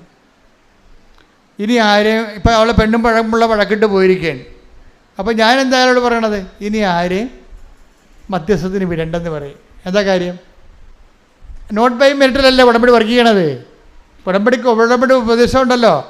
അവരെന്താ പറയണത്, ഇനി ആരെയും മധ്യസ്ഥന് വിടണ്ട. കാര്യം എൻ്റെ അനുഭവത്തിലുണ്ട്, മധ്യസ്ഥൻ പറഞ്ഞത് ഭാര്യയും ഭർത്താവും കൂടി പിരിഞ്ഞ് അവസാനം ഭർത്താവിൻ്റെ കൂട്ടുകാരൻ ഇവരുടെ അടുത്ത് മധ്യസ്ഥനായിട്ട് പോവുകയാണ്. മധ്യസ്ഥനായിട്ട് അപ്പം ഞാൻ ഈ ഭർത്താവ് വന്ന് എൻ്റെ അടുത്ത് കംപ്ലയിൻറ്റ് പറഞ്ഞപ്പോൾ ഞാൻ പറഞ്ഞ് സ്റ്റാറ്റസ് എന്താണെന്ന് ചോദിച്ചു. ഞാൻ പറഞ്ഞ്, അയാൾ പറഞ്ഞ് എൻ്റെ കൂട്ടുകാരനോട് ചെന്ന് അവളെ വിളിക്കാൻ വേണ്ടി പറഞ്ഞിട്ടുണ്ട്, ഞങ്ങൾ തമ്മിലുള്ള പ്രശ്നം ഒന്ന് പറഞ്ഞു തീർക്കാൻ വേണ്ടി പറഞ്ഞിട്ടുണ്ട്. അപ്പോൾ ഞാൻ അയാളോട് ചോദിച്ച്, അവൻ്റെ പേര് തോമസ് എന്നല്ലേ? അച്ഛനെ എങ്ങനെ അറിയാം? ഞാൻ പറഞ്ഞ്, അവൻ മിക്കവാറും അവളെ കെട്ടാൻ സാധ്യതയുണ്ടെന്ന് പറഞ്ഞു. എന്താ പ്രശ്നം എന്നറിയാമോ? ഈ ആളിൻ്റെ കൈ എൻ്റെ ബൈബിളിൽ വെച്ചിട്ട് പുറത്ത് കൈ വെച്ചപ്പോൾ ഞാൻ ഈ കൂളിംഗ് ഗ്ലാസ് വെച്ച ഒരു തോമസ് സാറിനെ കണ്ട്, എന്നെ പി ഒ തോമസ്, എന്നെ സൈക്കോളജി പഠിപ്പിച്ചാണ് കോളേജിൽ. പി ഒ തോമസിനെ കണ്ട്. അപ്പോൾ ഈ കൂളിംഗ് ഗ്ലാസ് കണ്ടപ്പോൾ തന്നെ എനിക്ക് മനസ്സിലായി, ഈ ദർശനത്തെ കൂളിംഗ് ഗ്ലാസ് വന്നു കഴിഞ്ഞാൽ അവൻ കള്ളനാണെന്ന് എൻ്റെ അർത്ഥം. പി ഒ തോമസ് കള്ളനല്ല. ദർശനത്തെ കൂളിംഗ് ഗ്ലാസ് മര്യാദയ്ക്ക് വെറുതെ ഇരിക്കുന്ന സമയത്ത് കൂളിംഗ് ഗ്ലാസ് വെച്ച് ഉണ്ടാക്കുമ്പോൾ അവൻ എന്തോ ഒരു ജാടയുണ്ടെന്ന് എൻ്റെ അർത്ഥം. അപ്പോൾ ഞാൻ പറഞ്ഞ്, അതാണ് ഈ തോമസിനെ, എനിക്ക് ഇയാളെ വിട്ട ആളെ എനിക്കറിയത്തില്ലല്ലോ. എനിക്ക് മനസ്സിലായില്ലേ? ഈ ആൾ ഭാര്യയെടുത്ത് കോംപ്രമൈസ് ചെയ്ത് വിട്ട ആളിൻ്റെ പേര് തോമസ് ആണെന്ന് എനിക്കറിയത്തില്ല. അത് തോമസ് ആണെന്ന് കർത്താവിന് എന്നെ മനസ്സിലാക്കാൻ വേണ്ടി എനിക്ക് മനസ്സിലാകുന്ന തോമസിനെ ദർശനത്തിൽ അവതരിപ്പിക്കുകയാണ്. ദൈവം എന്ത് രസമാണെന്നറിയാം ദൈവത്തിൻ്റെ കൂടെ ജീവിക്കണത്. എന്നിട്ട് ഈ തോമസ് ഫേക്കാണെന്ന് പറയാൻ വേണ്ടിയാണ് കൂളിംഗ് ഗ്ലാസ് വെച്ചിരിക്കുന്നത്. ഞാൻ പറഞ്ഞു, മിക്കവാറും അവനെ വളക്കെട്ടാൻ സാധ്യതയുണ്ട്, നീ നേരിട്ട് പോണതായിരിക്കും നല്ലത്. ഇതാണ് ദർശനത്തിൻ്റെ പ്രത്യേകത. ഇത് 97 ചരിത്രമാണ്. ഞാൻ ആളെ പറഞ്ഞു കഴിഞ്ഞാൽ ശരിയാകത്തില്ല, നിനക്കറിയാമല്ലോ, അതെൻ്റെ ഒരു സീക്രട്ട് അല്ലേ. അപ്പോൾ എന്താ പ്രശ്നമെന്ന് വെച്ച് കഴിഞ്ഞാൽ, ഇതുപോലെ എല്ലാ വിഷയങ്ങൾക്കും ദൈവികമായ ഇടപെടലുകളുണ്ട്. പക്ഷെ അതേസമയം തന്നെ ഞാൻ ഇവരോട് പറയും, ഇത് ഉടമ്പടി ഫോർമാറ്റ് വരുമ്പോൾ ഇത് നോട്ട് ബൈ മെറിറ്റിലാണ് വർക്ക് ചെയ്യണത്. അഥവാ നമ്മളുടെ മധ്യസ്ഥനെ വെക്കണമെന്നുണ്ടെങ്കിൽ അത് കർത്താവിൻ്റെ വിശുദ്ധിയുള്ള ആളും പരിശുദ്ധാത്മാവ് തന്നെ പ്രവർത്തിക്കുമെന്ന് നമുക്ക് ഉറപ്പുള്ള ആളായിരിക്കണം. കാര്യം എന്താണ്? ഈ മധ്യസ്ഥന് 3 ആത്മാവ് പ്രവർത്തിക്കാമല്ലോ. ദൈവാത്മാവ്, ദുഷ്ടാത്മാവ്, ലോകാത്മാവ്. ആളെ തിരഞ്ഞെടുക്കുക നിങ്ങളുടെ അങ്കിളാണെന്നൊരു കാര്യമില്ലേ. ഭയങ്കര കോഴിയായിരിക്കും പറ്റുന്ന പാർട്ടി. ഇയാളാണ് ചെല്ലണമെന്നുണ്ടെങ്കിൽ പണി കിട്ടും നമുക്ക്. അപ്പോൾ ബന്ധം സ്വന്തം അല്ല പ്രശ്നം. വിശുദ്ധിയോടെ ജീവിക്കുന്ന ഒരാളായിരിക്കണം മധ്യസ്ഥനായിട്ട് വരേണ്ടത് എപ്പോഴും. അല്ലെങ്കിൽ എന്താ പറ്റണമെന്ന് വെച്ച് കഴിഞ്ഞാൽ മനുഷ്യരൂപി പ്രവർത്തിക്കും, ലോകാരൂപി പ്രവർത്തിക്കും, ദൈവാരൂപി പ്രവർത്തിക്കത്തില്ല, മാറി നിൽക്കും. ഇത് ഭയങ്കര സീരിയസ് ആയിട്ട് എടുക്കേണ്ട വിഷയമാണ്. അപ്പം അതുകൊണ്ട് തന്നെ അതുപോലെ തന്നെയാണ് ഈ മധ്യസ്ഥമായ ഈ വിഷയം വരുമ്പോഴേ ഒന്ന് ശ്രദ്ധിക്കട്ടെ മക്കളെ. യേശു സ്വസ്ഥം. ഹല്ലേലൂയ. യേശുവേ നന്ദി. Hallelujah hallelujah hallelujah hallelujah. യേശുവേ ആരാധന ആരാധന ആരാധന ആരാധന. യേശുവേ നന്ദി. മഹത്വം മഹത്വം മഹത്വം. ഹല്ലേലൂയ മഹത്വം ആരാധന ആരാധന ഹല്ലേലൂയ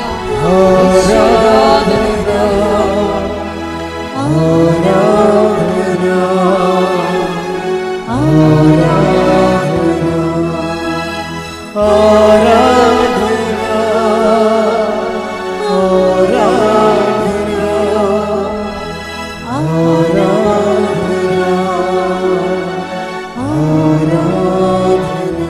തുല്യം ചെയ്യാൻ ശ്രദ്ധിക്കട്ടെ. ഹല്ലേലൂയ.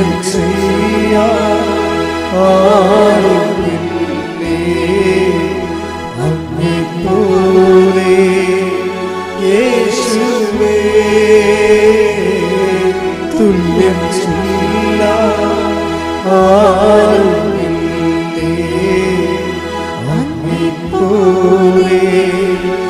യേശുവേ ജീവനേ സ്വന്തമേ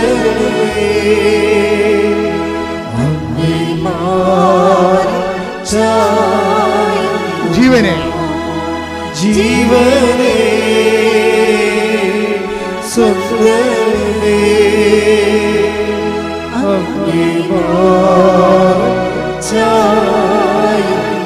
ആരാധന ആരാധന ആരാധന ആരാധന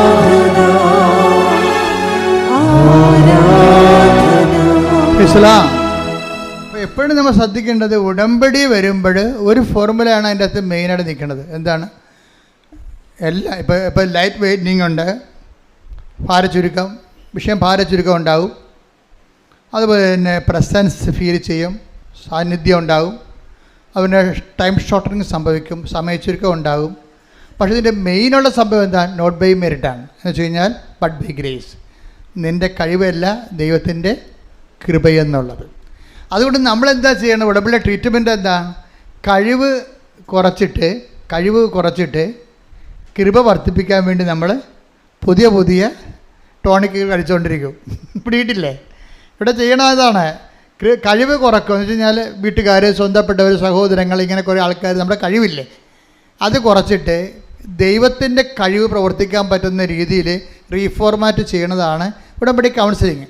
അപ്പോൾ അതൊക്കെ ചിലപ്പോൾ സെക്കൻഡ് കൊണ്ട് തീരും പരിപാടി. ആൾക്കാരെ വരുമ്പോൾ ജസ്റ്റ് പറഞ്ഞ് കാര്യങ്ങൾ കേൾക്കുമ്പോൾ തന്നെ വിവേചനമൊക്കെ ആവും. അപ്പോൾ തന്നെ ചിലപ്പോൾ റെഡിമെയ്ഡ് ആൻസർ പറയും, ചാപ്റ്റർ ക്ലോസ് ചെയ്യും. കാര്യം എന്തുമാത്രം ആൾക്കാർ ഉടമ്പടി എടുക്കണത്. അല്ല മണിക്കൂർ, 2 മണിക്കൂർ, 3 മണിക്കൂർ ഇരിക്കുന്ന രീതിയല്ല ഇത്. അതൊക്കെ സെക്കൻഡുകൾക്കുള്ളിൽ കാര്യങ്ങളെല്ലാം മാറും ചിലപ്പോൾ. പക്ഷേ എപ്പോഴും നമ്മൾ ശ്രദ്ധിക്കേണ്ട പൊതു ഫോർമാറ്റ് എന്താണ്?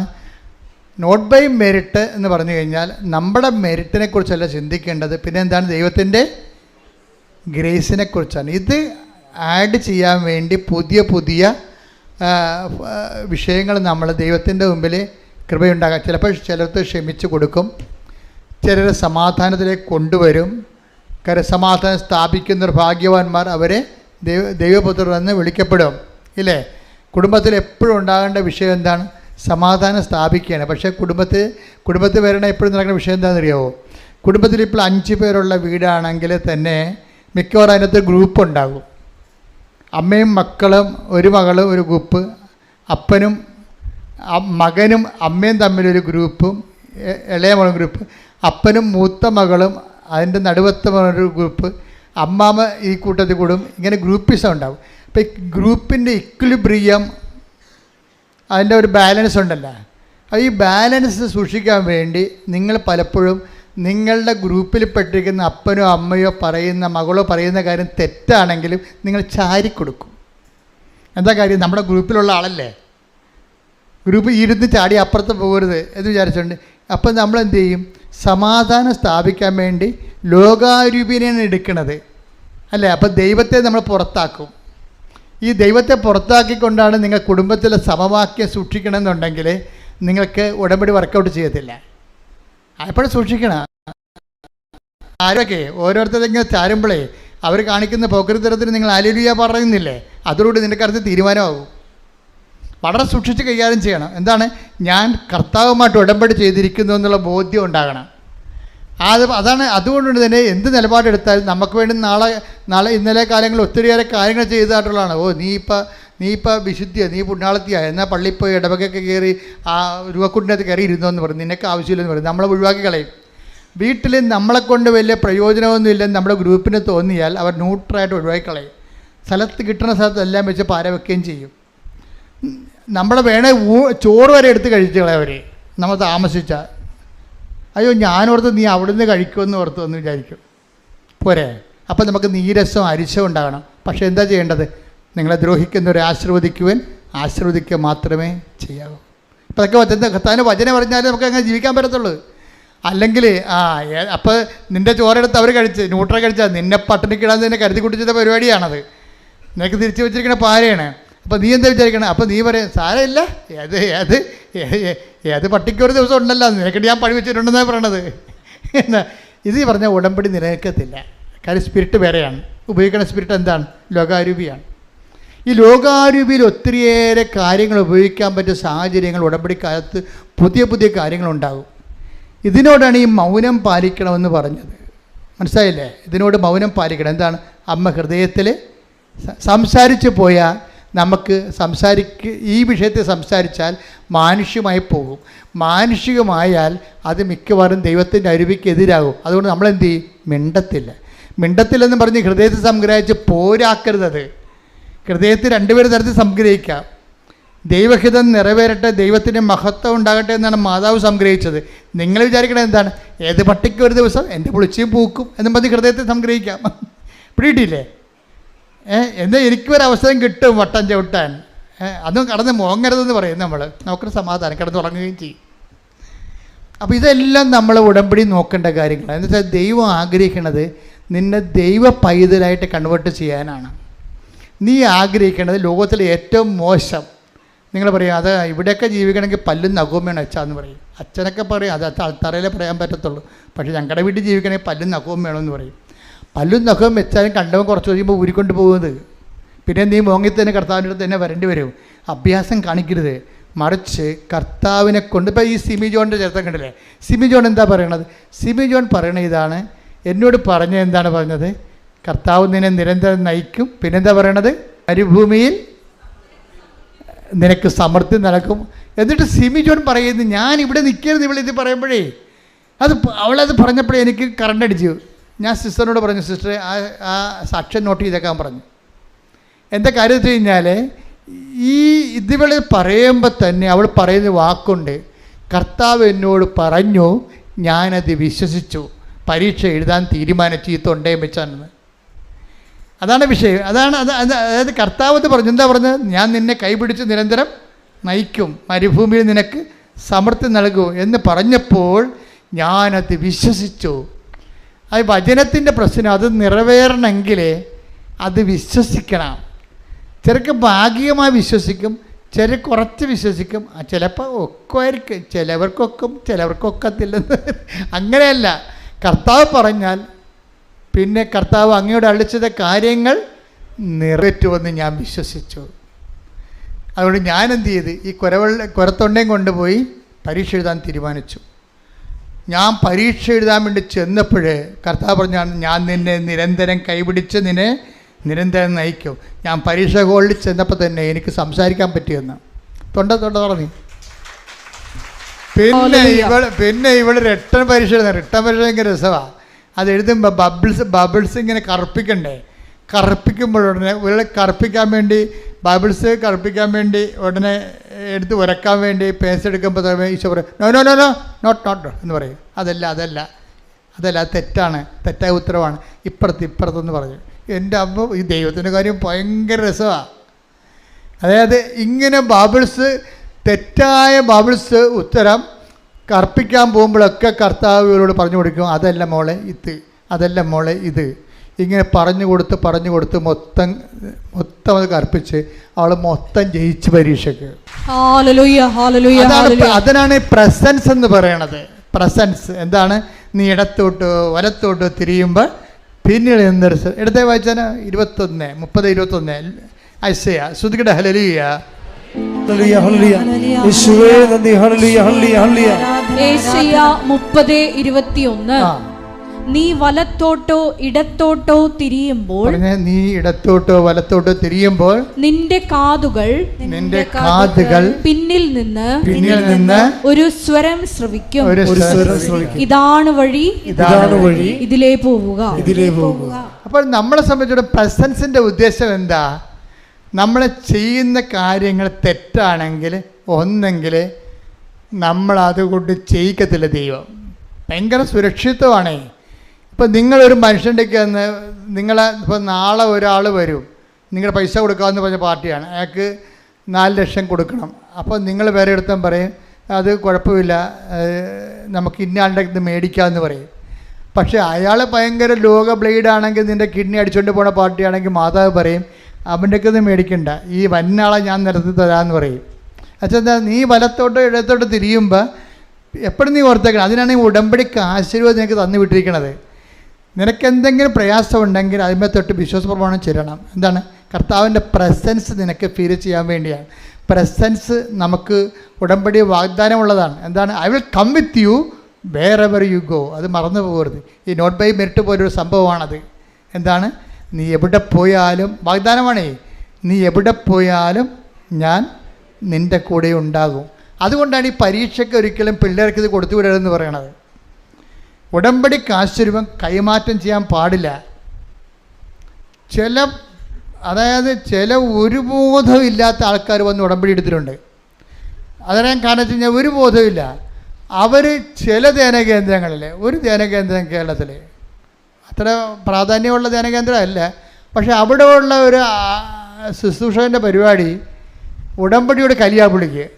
അതുകൊണ്ട് ഇവർ ട്രാപ്പ് ചെയ്ത് ഇവനെ ഉടമ്പടി അവർ ധ്യാനം കുടിച്ചിട്ട് ഇവരുടെ കയ്യിലുള്ള ഈ ഉടമ്പടി കാശ് അടിച്ചു മാറ്റും. എന്നിട്ട് ഈ ബോധമില്ലാത്തത് കൊണ്ട് അവർക്ക് കൊടുത്തിട്ട് വീട്ടിൽ പോകും. നിങ്ങൾക്കറിയാമല്ലോ, നിങ്ങളുടെ ഉടമ്പടി കാശും കൈമാറും, അത്രയും നിങ്ങൾക്ക് ഉടമ്പടിയുമായിട്ട് ബന്ധമുള്ളെന്ന് ഉടമ്പടി എടുക്കാൻ വരുമ്പോൾ തന്നെ ദൈവത്തിനറിയാം. അതുകൊണ്ട് തന്നെ ആ വ്യക്തികൾ കൂടെ ദൈവം ഉണ്ടാകത്തില്ല ഒരിക്കലും. എന്താ കാര്യം? നിങ്ങൾക്ക് ആ പ്രസൻസിനെ കുറിച്ച് അറിയത്തില്ല. അതുകൊണ്ടാണ് വല്ല കണ്ടാമൃഗങ്ങൾ ചോദിക്കുമ്പോൾ അപ്പം തന്നെ അഴിച്ചു കൊടുക്കണതിൻ്റെ കാര്യമാണ്. അപ്പോൾ എപ്പോഴും നമ്മൾ ശ്രദ്ധിച്ചേക്കണം. ഇത് നമ്മുടെ കിടക്കയിലും ചിലർക്ക് പറയണേ, ചില പറയണേ ഞാൻ മരിക്കുമ്പോൾ എൻ്റെ പെട്ടിയിൽ ഇപ്പോൾ കാശുരൂപ ഉണ്ടാകുമെന്ന് പറയും. അതാണ് ഉടമ്പടി എന്ന് പറയുന്നത്. അവർക്കറിയാം എന്താണ് ഉടമ്പടി കാശുവെന്ന് അവർക്കറിയാം. ഞാൻ മരിക്കുമ്പോൾ എൻ്റെ കൂടെ അമ്മയുടെ ഈ സാന്നിധ്യം, ഞാൻ അമ്മയുടെ ഉടമ്പടി ചെയ്ത് ജീവിച്ചിട്ടാണ് മരിക്കണത്. അതൊക്കെ കേൾക്കാൻ തന്നെ എന്തൊരു അഭിഷേകമാണ് ശരിക്കും. അത്രയും നമ്മുടെ ജീവിതത്തിൽ വിലപിടിപ്പുള്ളതാണിത്. അതുകൊണ്ടാണ് ഞാൻ ആദ്യമേ തന്നെ നിങ്ങളുടെ കയ്യിൽ നിന്ന് പോയെന്ന് പറഞ്ഞാൽ ഞാൻ പറയും രണ്ടാമത് ഉടമ്പടി എടുക്കാൻ പറയും. പക്ഷേ ഡാമേജ് ആയെന്ന് പറഞ്ഞാൽ പറയും അതിങ്ങോട്ട് തന്നാൽ മതി, പുതിയത് അതുപോലെ തന്നെ വെഞ്ചരിച്ച് തരും. എന്താ കാര്യം? അതിന് 5 പൈസ വാങ്ങിക്കത്തുമില്ല, അത് ഫ്രീ ആണ്. കാര്യം എന്താണ്? അതിന് നമുക്ക് പണം ഇത്രയെന്ന് പറയാൻ പറ്റത്തില്ല, അത്രയും മൂല്യമുള്ളതാണത്. അതുകൊണ്ടാണ് അത് മാത്രം നമ്മൾ പൈസയുമായി യാതൊരു ബന്ധമില്ല ആ സാധനത്തിന്. അത് വളരെ സൂക്ഷിച്ച് വേണം ഉടമ്പടി ആശ്ചര്യങ്ങളും എൻ്റെ മക്കൾ കൈകാര്യം ചെയ്യും. ശ്രദ്ധിക്കട്ടെ. ഹല്ലേലൂയ ഹല്ലേലൂയ ഹല്ലേലൂയ ഹല്ലേലൂയ യേശുവേ ആരാധന യേശുവേ ആരാധന ഹല്ലേലൂയ ഹല്ലേലൂയ മഹത്വം മഹത്വം ആരാധന ആരാധന ഹല്ലേലൂയ. ഒരുമിച്ച് പാടാം. ശ്രദ്ധിക്കട്ടെ. Hallelujah hallelujah hallelujah hallelujah. ഉടമ്പടി പ്രാർത്ഥനയിൽ അമ്മ ഉടനടി പരിഹാരമേകും. ഉടമ്പടി പ്രാർത്ഥനയിൽ അമ്മ ഉടനടി പരിഹാരമേകും. അവൻ പറയുന്നത് ചെയ്തിടും. ജീവിതം ധന്യമായി തീർന്നിടും. അവൻ പറയുന്നത് ചെയ്തിടുകിൽ ജീവിതം ധന്യമായി തീർന്നിടും. പരിശുദ്ധ പരമദിവ്യകാരുണ്യത്തിന് എന്നേരവും ആരാധനയും സ്തുതിയും പുകഴ്ചയും ഉണ്ടായിരിക്കട്ടെ. ഈ ഉടമ്പടി കാശുരൂപം പോലെ തന്നെ ശക്തമായൊരു പ്രതീകമാണ് മെനോറ വിളക്ക്. മെനോറ വിളക്ക് എന്ന് പറയുന്നത് എന്താണ്? ബൈബിളിലെ 7 തണ്ടുള്ള ഒരു സ്വർണ്ണത്തണ്ടയിൽ 7 കവരകളുള്ള ഒരു കോപ്പയിൽ തെളിഞ്ഞു നിൽക്കുന്ന ദീപത്തിനാണ് മെനോറ വിളക്കെന്ന് പറയുന്നത്. ഇത് വാഗ്ദാന പേടകത്തിൻ്റെ അരികിൽ വെക്കുന്നതാണ്, കർത്താവിൻ്റെ സാന്നിധ്യത്തിൻ്റെ പ്രതീകമായിട്ട്. ഇതിനെക്കുറിച്ച് വെടിപ്പായിരുന്ന ഒരു ഉടമ്പടി വെളിപ്പാട് ലഭിക്കുന്നത് സക്രിയായിക്കാണ്. സക്രിയ 4-ാം അധ്യായം 1 മുതലുള്ള വചനങ്ങൾ വായിച്ച്. സക്കറിയ 4. എന്നോട് സംസാരിച്ച ദൂതൻ വീണ്ടും വന്ന് എന്നെ ഉറക്കത്തിൽ നിന്നെന്ന പോലെ ഉണർത്തി ചോദിച്ചു, നീ എന്തു കാണുന്നു? അപ്പോൾ ഇയാളൊരു സ്വപ്നം ദർശനം കണ്ടുകൊണ്ടിരിക്കുകയാണ്. അപ്പോൾ ദൂതൻ ഇവനോട് ചോദിക്കും, വാട്ട് യു ആർ സീയിങ്, എന്താണ് നീ ഇപ്പം കണ്ടുകൊണ്ടിരിക്കുന്നത്? അപ്പോൾ സക്കറിയ പ്രവാചകനാണ്. ഞാൻ പറഞ്ഞു സക്കറിയ പറഞ്ഞു, പൊന്നുകൊണ്ടുള്ള ഒരു വിളക്ക് തണ്ടിന്റെ മുകളിൽ ഒരു കോപ്പയും അതിൽ 7 ദീപങ്ങളും ഓരോന്നിനും മുകളിൽ 7 ദലങ്ങൾ കോപ്പയുടെ വലത്തും ഇടത്തും ഓരോ ഒലിവ് വൃക്ഷങ്ങള്. എന്നോട് സംസാരിച്ച ദൂതനോട് ഞാൻ ചോദിച്ചു, പ്രഭോ എന്താണിത്? ദൂതൻ പറഞ്ഞു, ഇത് എന്താണെന്ന് നിനക്കറിഞ്ഞുകൂടെ? ഇല്ല പ്രഭോ. ഞാൻ പറഞ്ഞു.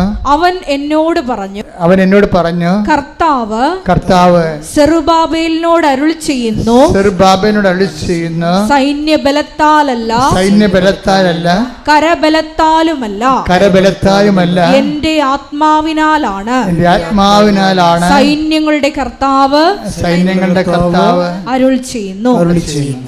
ഇപ്പം ഇതിൻ്റെ വിഷയം എന്ന് പറയണത് ഈ മെനോറ വെളിച്ചത്തിൻ്റെ 7 ദീപങ്ങൾ, അത് യഹോവയുടെ 7 കണ്ണുകളാണ്.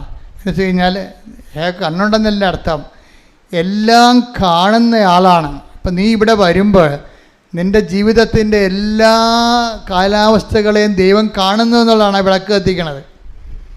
പക്ഷേ എപ്പോഴും ഓർത്തേക്കണം, എനിക്ക് എല്ലാത്തിനും ആഴമായ അർത്ഥങ്ങളാണ് ഉള്ളത്. വിളക്ക് തെളിക്കുമ്പോൾ തന്നെ ഓർക്കുക, അത് ദൈവത്തിൻ്റെ കണ്ണ് പോലെയാണ്. നിൻ്റെ ജീവിതത്തിൻ്റെ അകവും പുറവും നിൻ്റെ മരണം വരെ നിത്യത വരെ ദൈവം കാണുന്നതിന് മുമ്പിലാണ് നീ ഉടമ്പടി ചെയ്യാൻ പോകുന്നത്. ക്ലിയർ അല്ലേ? എന്നിട്ട് പറയുന്നത്, കർത്താവ് സെറുബാബേലിനോട് അരുളി ചെയ്തു, ഇതാണ് സൈന്യബലത്താലല്ല കരബലത്താലല്ല പിന്നെന്താലുമല്ല എൻ്റെ ആത്മാവിനാലാണെന്ന്. Not by merit but by grace. അതാണ് കഴിവ് കൊണ്ടല്ല, സൈന്യങ്ങളുടെ ബലം കൊണ്ടല്ല, പിന്നെന്താണ്? എൻ്റെ ആത്മാവിന്. അതായത് നീ ഇവിടെ കയറി വരുമ്പോൾ തന്നെ നിന്നോട് പറയുന്നത് എന്താണ്? രണ്ട് ഒലിവ് മരങ്ങളെന്നാണ് പറയണത്. അത് പഴയ നിയമത്തിൽ ഒലിവ് മരമാണ്, പക്ഷേ നമ്മുടെ മരിയൻ ഉടമ്പടിയല്ലേ. പഴയ നിയമത്തിലെ ഒലിവ് മരങ്ങളെന്ന് പറഞ്ഞാൽ ഒന്ന് ജോഷുവായും ഒന്ന് സെറുബാബേലുമാണ്. ഇപ്പം ഈ മെനോറ ലൈറ്റിൻ്റെ അപ്പുറത്തും ഇപ്പുറത്തും 2 ഒലിവ് മരങ്ങൾ നിൽക്കണില്ലേ? അത് പഴയ നിയമത്തിൽ ആ ഒലിവ് മരങ്ങളെ കാണിച്ചിരിക്കുന്നത് ഒന്ന് ജോഷുവായാണ്. എന്നുവെച്ചാൽ ജോഷുവായാണ് വാഗ്ദാന പേടകത്തിൽ മോസസ് പോയാലും പോകാതെ കർത്താവിൻ്റെ കൂടെ ഇരിക്കുന്ന ആളാണ് ജോഷുവ. ആധ്യാത്മിക നിറവിൻ്റെ ആളുരൂപമായിട്ടാണ് പഴയ നിയമത്തിൽ ജോഷുവയെ അവതരിപ്പിക്കുന്നത്. അഭിഷിക്തൻ, അതായത് 2 അഭിഷിക്തരാണെന്ന് വെച്ചാൽ എണ്ണ കൊണ്ട് കർത്താവിൻ്റെ ശക്തി നേടിയ ആളാണ്. അതാണ് എണ്ണ കൊണ്ട് ശക്തി നേടുകയാണ്. നീ ഇവിടെ ചെയ്യണത് എന്താണ്? നിൻ്റെ കയ്യിലുള്ള എണ്ണ എടുത്തിട്ട് അവിടെ ആ ദീപം തെളിക്കും. ഈ ദീപത്തിൻ്റെ അപ്പുറത്തും ഇപ്പുറത്തുമാണ് 2 എണ്ണ കൊണ്ട് ശക്തി നേടിയ ആൾക്കാർ നിൽക്കണത്. എന്തൊക്കെയാണ്? അഭിഷിക്തർ എന്നാണ് വിളിക്കണത്. അഭിഷിക്തർ ഒന്ന് ജോഷുവയാണ്, ആധ്യാത്മിക ബലം നേടുന്നയാളാണ്. എണ്ണ കൊണ്ട് ആധ്യാത്മിക ബലം. ജോഷുവയെ മോസസ് അഭിഷേകം ചെയ്യുമ്പോൾ എണ്ണ കൊണ്ട് അവൻ ആധ്യാത്മിക ബലം നേടുകയാണ്. ഉടമ്പടിയോടുകൂടി നീ ആധ്യാത്മിക ബലം നേടുമെന്നാണ് നിന്നോട് പറയണത്. മനസ്സിലായ? രണ്ടാമത്തെ എന്താണ്? സെറുബാബേലാണ്. ഈ സെറുബാബേൽ ആരാണ് ശരിക്കും പറഞ്ഞാൽ? സെറുബാബേൽ എന്ന് പറയണത് ശരിക്കും ഇദ്ദേഹം ജനിക്കണത് ബാബിലോണിലാണ്. നബൂഖദ്നേസറിൻ്റെ കാലത്ത് ഈ ഇസ്രായേൽക്കാരെ മുഴുവനും നശിപ്പിച്ച് തോൽപ്പിച്ച് പിടിച്ചുകൊണ്ട് പോകും. യൂദയ രാജ്യം യോവാക്കീമിൻ്റെ കാലത്ത് തീരും. യൂദയ കാലം അസ്തമിക്കും. യൂദയ അസ്തമിച്ച് കഴിയുമ്പോൾ അവിടുത്തെ ആൾക്കാരൊക്കെ ഇവർ പിടിച്ചുകൊണ്ട് ബാബിലോണിൽ കൊണ്ടുപോകും. ബാബിലോണിൽ വെച്ച് യോവാക്കിൻ രാജാവിൻ്റെ പേരക്കിടാവായിട്ടാണ് ഈ സെറുബാബേൽ ജനിക്കണത്. സെറുബാബേലാണ് ഇവരെ മടക്കിക്കൊണ്ട് വരണത്. അതാണ് സെറുബാബേലിനെ കാണിക്കണത്. സക്കറിയായുടെ ദർശനമാണ്. സെറുബാബേൽ ഈ ക്യാപ്റ്റിവിറ്റിയിൽ, അതായത് ബാബിലോൺ വിപ്രവാസത്തിൽ പോയ മുഴുവനും ജനതയെ യഹോവയുടെ നാമത്തിൽ തിരിച്ചു വിളിച്ചുകൊണ്ട് വരണതാണ്. തിരിച്ചു വിളിച്ചുകൊണ്ട് ജെറുസലേമിൽ കൊണ്ടുവന്നിട്ട് പുതിയ ദേവാലയം പണിയണത് ആരാണ്? സെറുബാബേലാണ്. അതാണ് കർത്താവ് സെറുബാബേലിനോട് പറഞ്ഞു, നീ എല്ലാം പണിയും, നീ എല്ലാം നഷ്ടപ്പെടല്ല, നീ തിരികെ കൊണ്ടുവരും. അതെന്താണ്? സൈന്യബലത്താലല്ല, അതെന്താണ്? കരബലത്താലല്ല, പിന്നെയോ കർത്താവിൻ്റെ ആത്മാവിനാൽ. ഈ പഴയ നിയമത്തിൻ്റെ പുതിയ അപ്ഡേഷൻസ് ആയിട്ടുള്ള മരിയൻ ഉടമ്പടി വരുമ്പോൾ ഈ ഒലിവ് മരങ്ങൾ മാറും. എന്താണ്? ജോഷുവയ്ക്ക് പകരമാണ് അമ്മ വരണത്, സെറുബാബേലിന് പകരമാണ് ഈശോ വരണത്. അതാണ് നിങ്ങളുടെ എല്ലാ വിഷയങ്ങളും ഞാൻ ആദ്യം കൊണ്ടുപോയി അമ്മയെടുത്ത് കൊടുത്തിട്ട് പിന്നെ ഈശോ എടുത്ത് കൊടുക്കും. എന്താ പറയണത്? ഇനി മുന്നോട്ട് പോയിക്കൊള്ളൂ, വർക്ക് ചെയ്യാൻ പോണത് നിങ്ങളുടെ ബലത്താലല്ല, not by merit but by grace. ഒരു ബ്ലെസ്സിങ് ചെയ്ത് കൊടുക്കും. 5 മിനിറ്റ് പോലും എടുക്കത്തില്ല. എന്താ കാര്യം? ഞാനല്ലല്ലോ പ്രവർത്തിക്കണത്. ഞാനാണ് പ്രവർത്തിക്കണമെങ്കിൽ വേണമെങ്കിൽ 5 മണിക്കൂർ നിന്ന് പ്രാർത്ഥിക്കേണ്ടി വരും. പക്ഷേ പ്രവർത്തിക്കുന്നത് ആരാണ്? അമ്മയുടെ മധ്യസ്ഥതയിൽ ഈശോയാണ് നിങ്ങൾ പ്രവർത്തിക്കുന്നത്. ശ്രദ്ധിക്കട്ടെ, എല്ലാ മണ്ഡലങ്ങളെയും സമർപ്പിച്ചുകൊണ്ട് പ്രാർത്ഥിക്കുന്ന സമയമാണിത്. ഈ ഒരു ദിവസത്തേക്ക് നമ്മളെ ദൈവം വിളിച്ചൊരു നന്ദി പറയണം. അതിരാവിലെ എഴുന്നേറ്റ് കർത്താവിൻ്റെ ആലയത്തേക്ക് വന്നവരുണ്ട്, ഇനി ഏറെ താമസിച്ച് ഇവിടുന്ന് പോകാൻ പോകുന്നവരുണ്ട്. ഏറെ വന്നിരിക്കുന്ന സ്ഥലം കർത്താവാണെന്ന് എന്നെ വിളിച്ചതെന്നുള്ള ബോധ്യം ഉണ്ടായാൽ മാത്രം മതി. ഇന്നത്തെ സുവിശേഷത്തിലൂടെ അനേകം കാര്യങ്ങൾ കർത്താവ് നിന്നോട് പറഞ്ഞിട്ടുണ്ട്. മാനുഷികമായ ജീവിതത്തെ സമീപിക്കരുത്, ദൈവത്തിൻ്റെ ശക്തിയോട് സമീപിക്കണം, അതിന് വിശുദ്ധിയോട് ജീവിക്കണം. ശ്രദ്ധിക്കട്ടെ. ഹല്ലേലൂയ. ശുദ്ധ പരമദിവ്യകാരുണ്യത്തിന് ആരാധനയും സ്തുതിയും പുകഴ്ചയും ഉണ്ടായിരിക്കട്ടെ. എൻ്റെ പ്രിയപ്പെട്ടവരെ, കർത്താവിൻ്റെ അനുഗ്രഹം അടിപ്പിടർ പോലെ പൈതാക്കാലം പോലെ ദൈവികമായ ശക്തി ആരാധന പക്ഷേ നമ്മുടെയൊക്കെ ആവശ്യിക്കുന്ന സമയമാണ്. ഇവിടെ തീർത്ഥാടനത്തിലുള്ളവരും അകലെ ഉടമ്പടിയിൽ ഓൺലൈനിലുള്ളവരും ജാഗ്രതയോടെ ഈ ആരാധനയിൽ പങ്കെടുക്കേണ്ടതാണ്. കൈകളെ ഇടനെഞ്ചിൽ വെച്ചിട്ട് വലത് കരങ്ങൾ ശിരസിൽ വെച്ചുകൊണ്ട് നമുക്ക് സൗഖ്യത്തിനായി പ്രാർത്ഥിക്കാം. വിവിധങ്ങളായ രോഗങ്ങൾ, ഇതൊരു അസുലഭമായൊരു സമയമാണ്. കർത്താവ് എന്നോട് പറഞ്ഞതുപോലെ, എൻ്റെ മനസ്സിൽ തോന്നിച്ചതുപോലെയാണ് നിന്നോട് ഞാൻ പറഞ്ഞിരിക്കുന്നത്. ഇടത് നെഞ്ചിലും വലത് കരം നിൻ്റെ ശിരസ്സിലും, നിൻ്റെ മുഴുവൻ ശരീരം, ഇവിടെയുള്ളവരും ഓൺലൈനിലുള്ളവരും ഈ സമയത്ത് ഏകാഗ്രതയോടെ പ്രാർത്ഥിക്കണം. നീ കർത്താവിൻ്റെ തിരുസന്നിധിയിലേക്ക് നീ വിളിക്കപ്പെട്ടിരിക്കുകയാണ്. അത് നീ സ്വന്തം ഇഷ്ടപ്രകാരം വന്നതല്ല, മറിച്ച് നിന്നോടുള്ള സ്നേഹത്താൽ നിൻ്റെ ദൈവം തൻ്റെ അടുത്തേക്ക് നിന്നെ വിളിച്ചതാണ്. പരിശുദ്ധ ദൈവമാതാവിൻ്റെ മാധ്യസ്ഥത്തിലാണ് നിന്നെ വിളിച്ചിരിക്കുന്നത്. അതുകൊണ്ട് തന്നെ നിൻ്റെ വിഷയത്തിൻ്റെ മേലെ കണ്ണീരിന് പരിഹാരം ഉണ്ടാക്കാൻ പോകുന്ന ദൈവികമായ നിമിഷങ്ങളാണ്. ശ്രദ്ധിക്കേണ്ട. നിന്റെ ശിരസിനെ കൈവെക്കുക, ഇടത് കൈ ഇടനെഞ്ചിൽ വെക്കുക. കർത്താവിൻ്റെ അനുഗ്രഹം ചൊരിയുന്ന സമയമാണ്. അമ്മേ, പരിശുദ്ധ അമ്മേ, ദേവമാതാവേ, അമ്മയുടെ മധ്യസ്ഥത്തിൽ ഉടമ്പടി എടുത്ത മക്കൾ, ഉടമ്പടി എടുക്കാൻ പോകുന്ന മക്കൾ, ഉടമ്പടി ജീവിക്കുന്ന മക്കൾ, കണ്ണുനീരോടെ കർത്താവിൻ്റെ ദിവസം ആരാധനയ്ക്ക് പ്രാർത്ഥിക്കുന്ന അമ്മേ, ഓരോ മകനെയും മകളെയും തൊടുന്നതിന് വേണ്ടി അവർക്ക് വേണ്ടി മധ്യസ്ഥം വഹിക്കണമേ. അടിപ്പിട പോലെ വൈദാഘാതം പോലെ ദൈവികമായ ശക്തി ഈ നിമിഷം മക്കളിലേക്ക് ഇടിച്ചിറങ്ങട്ടെ. ആന്തരിക അവയവങ്ങൾ, രോഗബാധിതമായ അവയവങ്ങൾ, അവയവങ്ങൾ, തലച്ചോറുകൾ, സൂക്ഷ്മ ഞരമ്പുകൾ, ബ്ലോക്ക് വന്നിരിക്കുന്ന അവസ്ഥകൾ, അതുപോലെ തന്നെ ശ്വാസനാളങ്ങൾ, അതുപോലെ തന്നെ തൊണ്ടകൾ, സ്പോണ്ടിലോസിസ് രോഗങ്ങൾ, അതുപോലെ തന്നെ കർത്താവ് തൈറോയ്ഡ് രോഗങ്ങൾ, കർത്താവെ അങ്ങ് സ്പർശിക്കണമേ, കർത്താവെ അങ്ങ് സ്പർശിക്കണമേ. എല്ലാ രോഗികളെയും അങ്ങ് സ്പർശിക്കണമേ. ശ്രദ്ധിക്കട്ടെ, ഹല്ലേലൂയ. സന്തോഷത്തോടെ ഇരിക്കണം, സന്തോഷത്തോടെ ആയിരിക്കണം. കർത്താവ് നിന്നെ പ്രവർത്തിക്കുന്ന ഒരു സമയമാണ്. അനേകം സാക്ഷ്യങ്ങൾ ഇനിമുതൽ നിനക്ക് പറയാൻ പറ്റും. ഇന്നത്തെ ഒറ്റ പ്രാർത്ഥന കാരണം ചുണ്ട് തടിക്കുകയും ചുണ്ടിന് അലർജി ഉണ്ടാവുകയും ചുണ്ടിന് ചൊരുകയും ചെയ്യുന്ന വ്യക്തികൾ കർത്താവ് സ്പർശിക്കുന്നുണ്ട്. മൂക്കടഞ്ഞു പോയത് മൂക്ക് ദശ വളരുന്നതുമായിട്ടുള്ള വ്യക്തികളെ, കുഞ്ഞുങ്ങളെ കർത്താവ് സ്പർശിക്കുന്നുണ്ട്. കർത്താവിൻ്റെ ഉന്നതമായ നാമത്തിന് സ്വസ്ഥം ചെയ്യുന്നു. കർത്താവെ, നിന്റെ വിശുദ്ധ പൗരോഹിത്യത്തെ മഹത്വപ്പെടുത്തണമേ. കർത്താവെ, സഭയിലുള്ള സാന്നിധ്യം പ്രകടമാക്കണമേ. കർത്താവെ, നിന്റെ തിരുമുറിവാർന്ന വലതുകരം, അണിപ്പെടുതാവുന്ന അത്ഭുതകരം ഓരോ നടുവിനും വെക്കണമേ. കിഡ്നി രോഗികൾ ഈ നിമിഷം സുഖപ്പെടട്ടെ. കിഡ്നി രോഗികൾ ഈ നിമിഷം സുഖപ്പെടട്ടെ. കിഡ്നി രോഗികൾ ഈ നിമിഷം സുഖപ്പെടട്ടെ. കർത്താവിൻ്റെ കരങ്ങൾ ഇടത് നെഞ്ചിൽ വെക്കട്ടെ.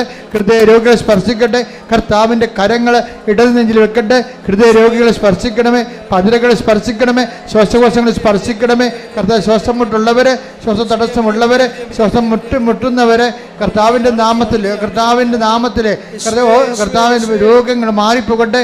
ഓക്സിജൻ ലഭിക്കാത്തവരെ, ഓക്സിജൻ സാച്ചുറേഷൻ ഉള്ളവരെ എല്ലാവരെയും കർത്താവിൻ്റെ തിരുസന്നിധിയിൽ സമർപ്പിക്കുന്ന മാരക രോഗങ്ങൾ, തീരാവേദികൾ, ജീവിത ദുരിതങ്ങൾ കർത്താവിൻ്റെ നാമത്തിൽ, കർത്താവിൻ്റെ നാമത്തിൽ, കർത്താവിൻ്റെ നാമത്തിൽ മാറിപ്പോകട്ടെ. ശ്രദ്ധിക്കട്ടെ, ശ്രദ്ധിക്കട്ടെ. കർത്താവിൻ്റെ ഉന്നതമായ നാമത്തിന് സ്വസ്ഥം ചെയ്യുന്നു. ശ്രദ്ധിക്കട്ടെ, കർത്താവിൻ്റെ ഉന്നതമായ നാമത്തിന് സ്വസ്ഥം ചെയ്യുന്നു. ഉദര രോഗങ്ങൾ കർത്താവിൻ്റെ നാമത്തിലെ കർത്താവെ സ്പർശിച്ച് പ്രാർത്ഥിക്കുന്ന കർത്താവെ, നിന്റെ കരുണ മക്കളിലെ ചൊരിയണമേ. ഉദര രോഗങ്ങൾ, ഗർഭാശയ രോഗങ്ങൾ, മൂത്രാശയ രോഗങ്ങൾ, കിഡ്നി രോഗങ്ങൾ, കർത്താവ് മക്കളില്ലാത്തവർ, അണ്ടാശയ രോഗങ്ങൾ, അണ്ടാശയത്തിൽ സിസ്റ്റ്, ഗർഭാശയത്തിൽ സിസ്റ്റ്, കർത്താവ് ഗർഭാശയം ചുരുങ്ങിപ്പോയവർ, ഗർഭാശയത്തിൻ്റെ ഭിത്തികൾ നനുത്തതായിട്ടുള്ളത്, നേർമ്മയായിട്ടുള്ളത്, കുഞ്ഞുങ്ങൾ ഗർഭം ധരിക്കാൻ പറ്റാത്ത ഗർഭാശയങ്ങളെ സ്പർശിക്കണത് പ്രാർത്ഥിക്കുന്നു. അണ്ടബീജങ്ങൾ ഉൽപ്പാദിപ്പിക്കാൻ പറ്റാത്ത ദമ്പതിമാരെ അവരെ സ്പർശിക്കണത് പ്രാർത്ഥിക്കുന്നു. എൻ്റെ കർത്താവിൻ്റെ ഉന്നതമായ നാമത്തിൽ, സഭയുടെ അധികാരത്തിൽ, കുരിശിൻ്റെ അടയാളത്തിൽ, ദൈവികമായ ശക്തിയാൽ മാരക രോഗങ്ങൾ, തീരാവേദികൾ യേശുവിൻ്റെ നാമത്തിൽ, യേശുവിൻ്റെ നാമത്തിൽ, യേശുവിൻ്റെ നാമത്തിൽ മാറിപ്പോകട്ടെ. ശ്രുതിയുടെ ഹല്ലേലൂയ. എൻ്റെ പ്രിയപ്പെട്ടവരെ, കയ്യിൽ രണ്ട് നെഞ്ചത്ത് വെച്ചുകൊണ്ട് നിങ്ങളുടെ ഉടമ്പടിയിൽ വെച്ചിരിക്കുന്ന അഭിഷേകത്തിൻ്റെ മേൽ ദൈവിക തീരുമാനം ഉണ്ടാകാൻ വേണ്ടി പ്രാർത്ഥിക്കേണ്ട സമയമാണ്. ഉടമ്പടി എടുത്തിട്ടില്ലാത്തവർ അവരുടെ ജീവിതാവസ്ഥകളെ ഇപ്പോൾ സമർപ്പിച്ച് പ്രാർത്ഥിക്കേണ്ടതാണ്.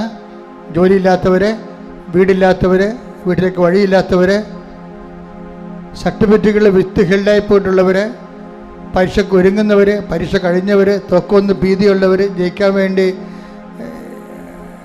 കണ്ണീരോടെ പ്രാർത്ഥിക്കുന്നവർ എല്ലാവരെയും, വ്യത്യസ്തങ്ങളായ വിദേശ ജോലികൾക്ക് വേണ്ടിയുള്ള പരിശ്രമങ്ങളിലെ ഓരോരോ ഘട്ടങ്ങളിൽ ഹെൽഡപ്പായി പോയിട്ടുള്ളവരെ ഈ സമയത്ത് സമർപ്പിച്ച് പ്രാർത്ഥിക്കുന്ന, വീട്, ജോലി, സ്ഥലങ്ങൾ, സ്ഥലസംബന്ധ വിഷയങ്ങൾ, വിവാഹം, മക്കളില്ലാത്ത അവസ്ഥകൾ, എല്ലാ വിഷയങ്ങളും സമർപ്പിച്ചുകൊണ്ട് പ്രാർത്ഥിക്കട്ടെ. ഇട്ടുമുഴക്കുമ്പോൾ ശ്രുതിക്കട്ടെ. Hallelujah, hallelujah, hallelujah, hallelujah, hallelujah, hallelujah, hallelujah. ആരാധന, ആരാധന, ആരാധന യേശുവേ. Hallelujah, hallelujah.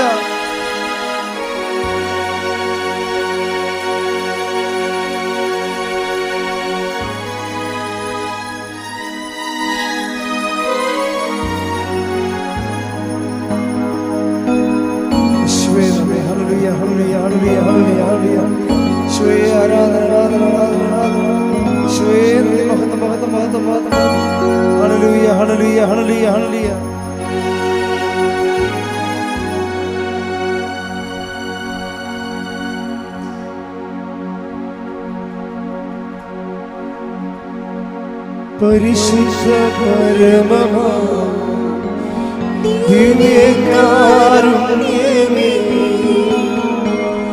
എന്നും